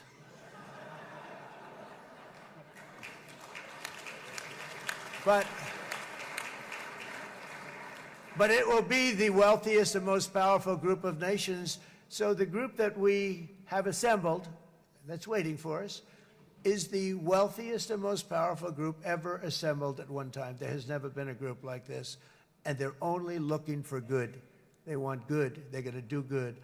And as those commitments are made, I'm going to let the world know who's doing it, because they really deserve to get the credit. And some of them probably won't want the credit, but they deserve it.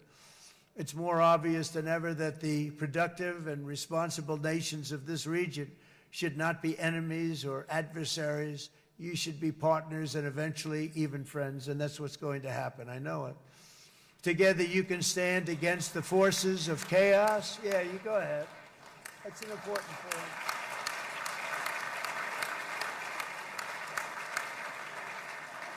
Because you can stand against the forces of chaos that threaten all of your interests, and it's always a big threat, and unleash incredible prosperity and opportunity for all the people of these lands, and that's what's going to happen. You're going to unleash numbers and success, the likes of which Israel has never been able to think of, because you're so firm, and you should be, and you've done the right thing in defending yourself. You're not going to have to worry so much about it. You've won, and now you can build, and you can do things that you never even thought possible. When you put that genius into doing something else, it's going to be something it's going to be a miracle. The miracle in the desert, it's going to be amazing. And it already is in a true sense. But it'll be wonderful when you can spend time thinking about other than war and defense and offense also. To that end, it's my firm hope and dream, frankly, that together the Abraham Accords will turn out to be everything that we thought they would. Those 4 countries were very, very brave in doing it. They did it at a very early point, and every single one of them benefits unbelievably financially. And if you noticed, even in this bad period that we just went through, they all remained a member of the Abraham Accords. They've done unbelievably well. And you know who you are, and I want to thank you. And they've stayed because of loyalty, but they've also stayed because it was really good business. They've made a lot of money being members, and you're going to all, I hope that every one of the countries that we're seeking, Jared, I hope they join quickly. No games, no nothing. Just join, get it. It's going to be a great peacemaker.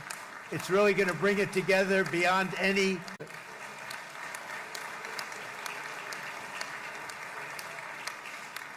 In fact, if you go back a year ago, before the election, although once we had November 5th, we became hot because people got it.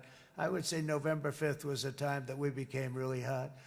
But once you go back a couple of years, if I were in charge and the country was doing what they were, nobody was going to ask me to speak.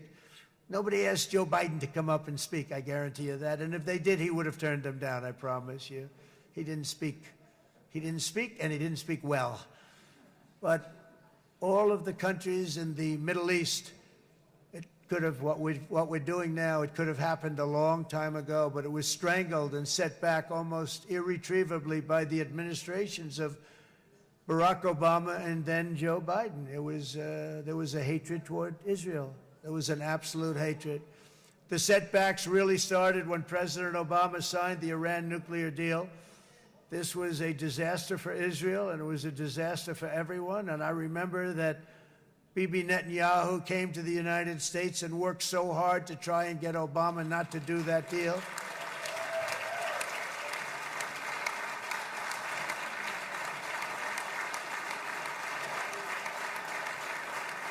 He worked so hard. But it was like talking to a wall. I remember him telling me it was like talking to a wall. They wanted to go with Iran. They chose Iran, frankly, over a lot of other good nations, but specifically Israel. And that was the beginning of a very bad period of time. You had Obama go out, and the Iran nuclear deal turned out to be a disaster. And by the way, I terminated the Iran nuclear deal, and I was very proud to do it.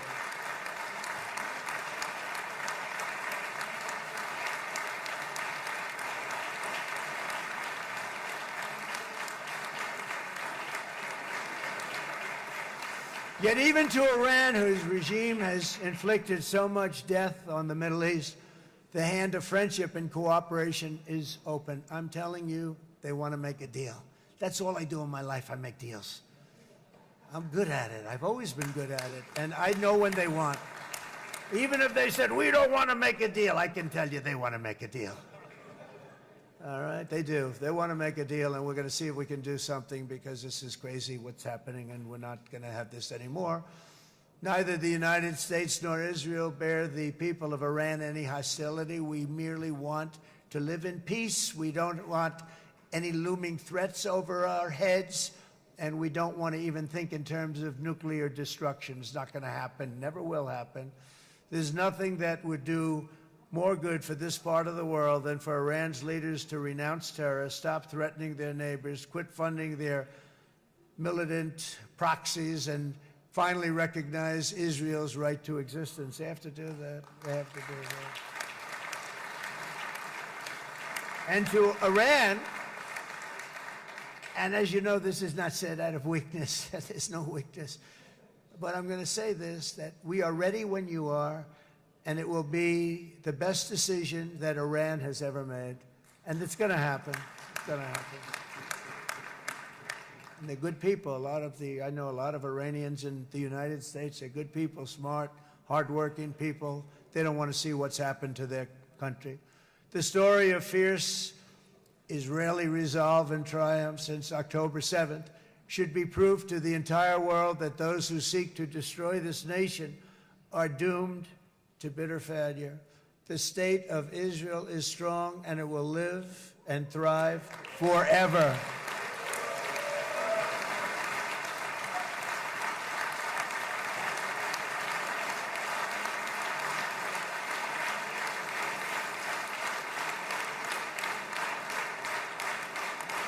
And that is why Israel will always remain a vital ally of the United States of America. Israelis share our values, field one of the world's most powerful militaries. You really do. You have an amazing, what a job you've done. And have one of the most innovative economies on earth. Those are just a few of the reasons why I'm proud to be the best friend that Israel has ever had. And they all say it in the White House. They all say it. I guess it's true because everybody says it, baby. You said it today. Thank you. But as president, I terminated the disastrous Iran nuclear deal, and ultimately I terminated Iran's nuclear program with things called B-2 bombers. It was swift, and it was accurate, and it was a military beauty. I authorized the spending of billions of dollars, which went to Israel's defense, as you know. And after years of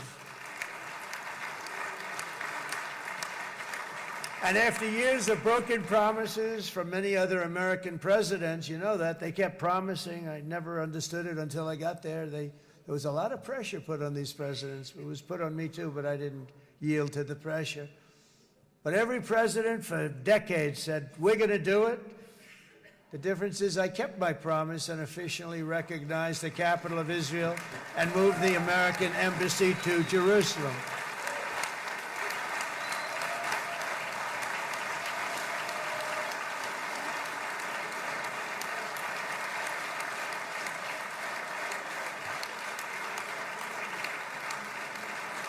Isn't that right, Miriam?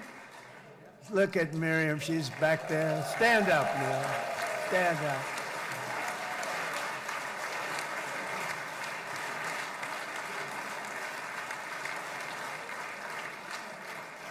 Miriam and Sheldon would come into the office. They'd call me.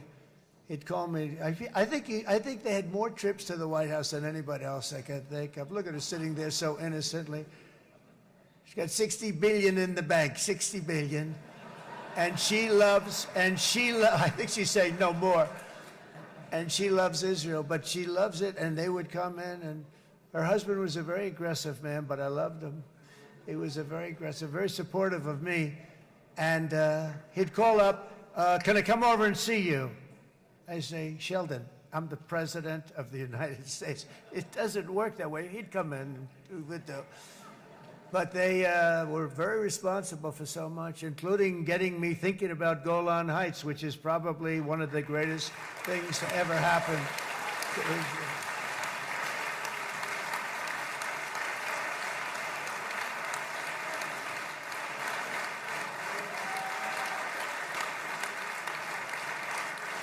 Miriam, stand up, please. She really is. I mean, she loves this country.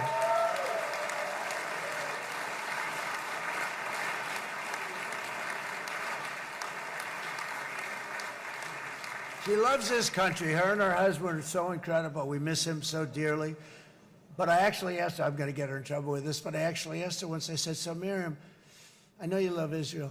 What do you love more, the United States or Israel? She refused to answer. That might mean Israel, I must say. We love you. Thank you, darling, for being here. That's a great honor. Great honor. She's a wonderful woman. She is a great woman. I've always stood for the people of this community, and I always will. I'll always be with you. I'm always going to be with you. I guess maybe something could happen to change my mind. Somebody that's really stupid gets into office and wants to do really bad things, but that's about it. We don't think we're going to have that happen. I hope we're not going to have that happen. And this man is a good man right here. These two men are good men right here.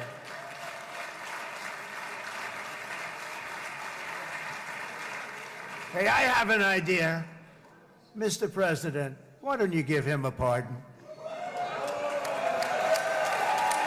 Give him a pardon. Come on.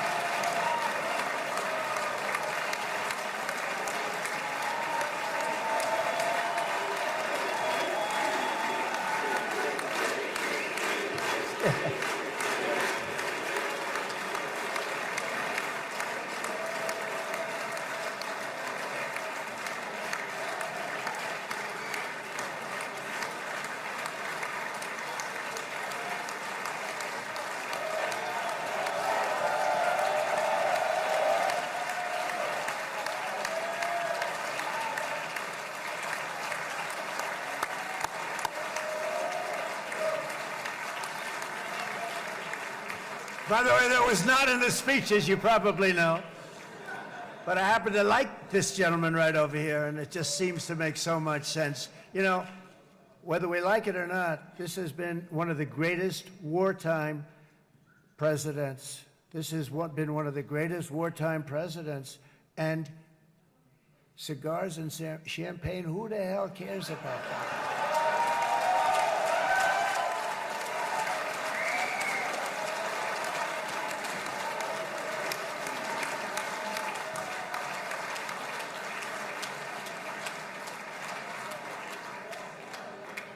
All right, enough controversy for the day, right?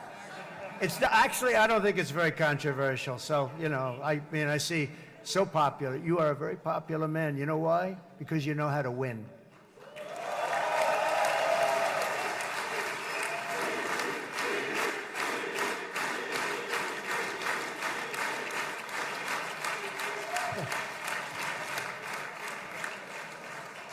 Over the past 2 years, I've met many of the families of the Israelis taken hostage and those that were taken hostage. Unbelievable. I've looked into their eyes. I've seen the worst nightmares of their suffering, but I've also seen something else, the beautiful love of the people, the love of people, frankly, that hold things together, the love that gives you the courage to carry on through thousands of years of persecution and repression and to emerge with the heart of David.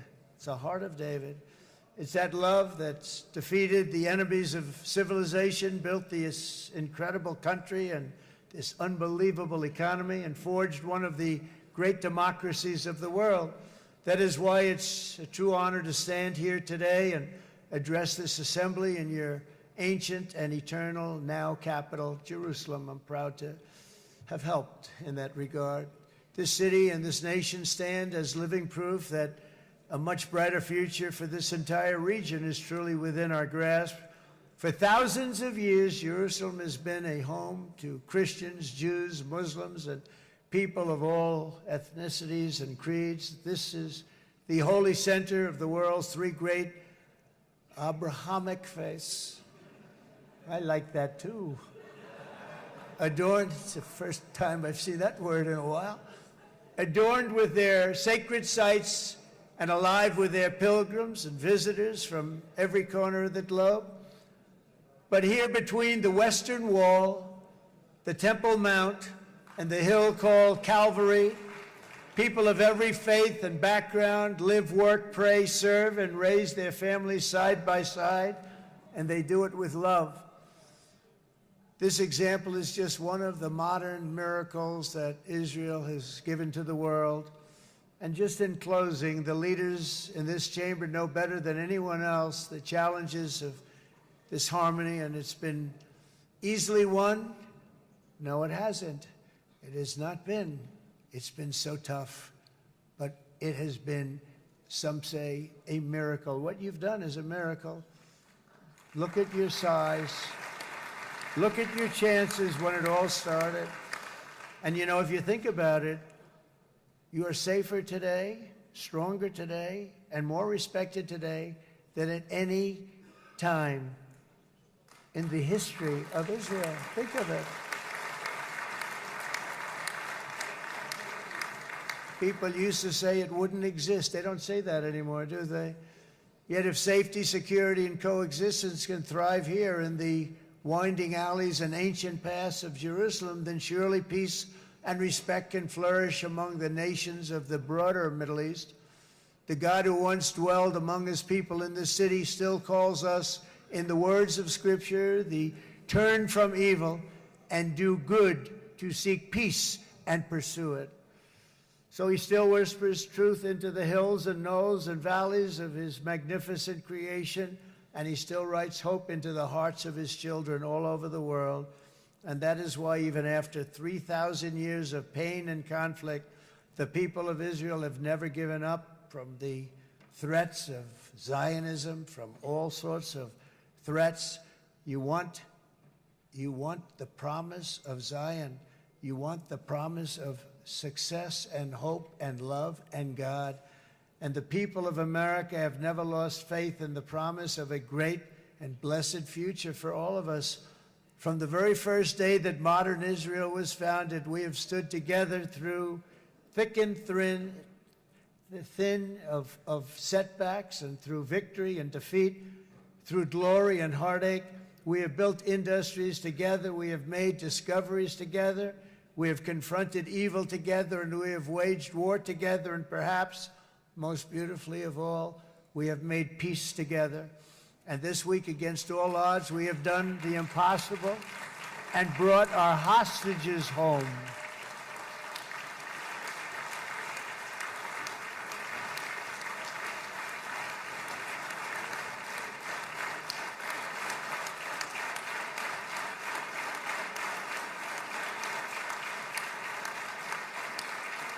So now we're going to forge a future that is worthy of our heritage. We're going to build a legacy that all the people of this region can be proud of.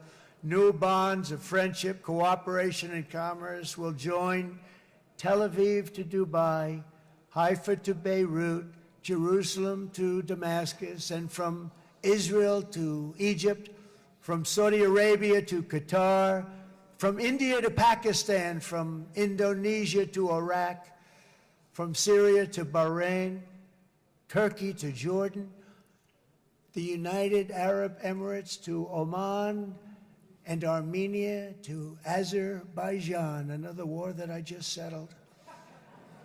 We are going to have hope harmony, opportunity, and happiness here in the spiritual and geographic center of the entire world. That's what you are. Israel, America, and all of the nations of the Middle East will soon be safer, stronger, greater, and more prosperous than ever before.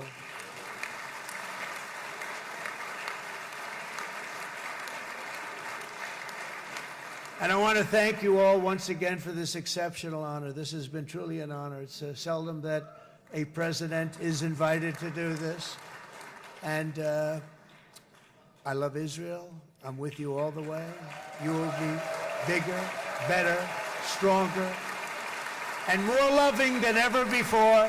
Thank you very much. God bless you. God bless the United States of America. And God bless the Middle East. Thank you, everybody. Good luck. Thank you very much. Thank you.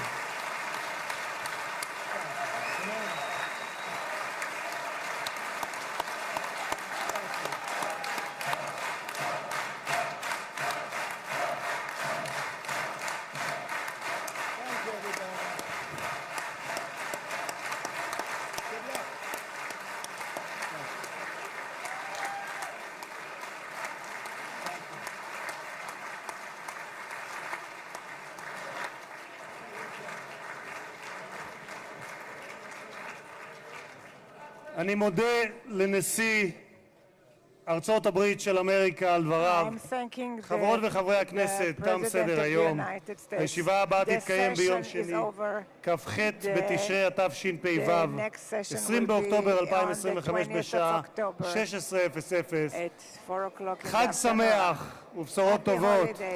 ישיבה זו נעולה.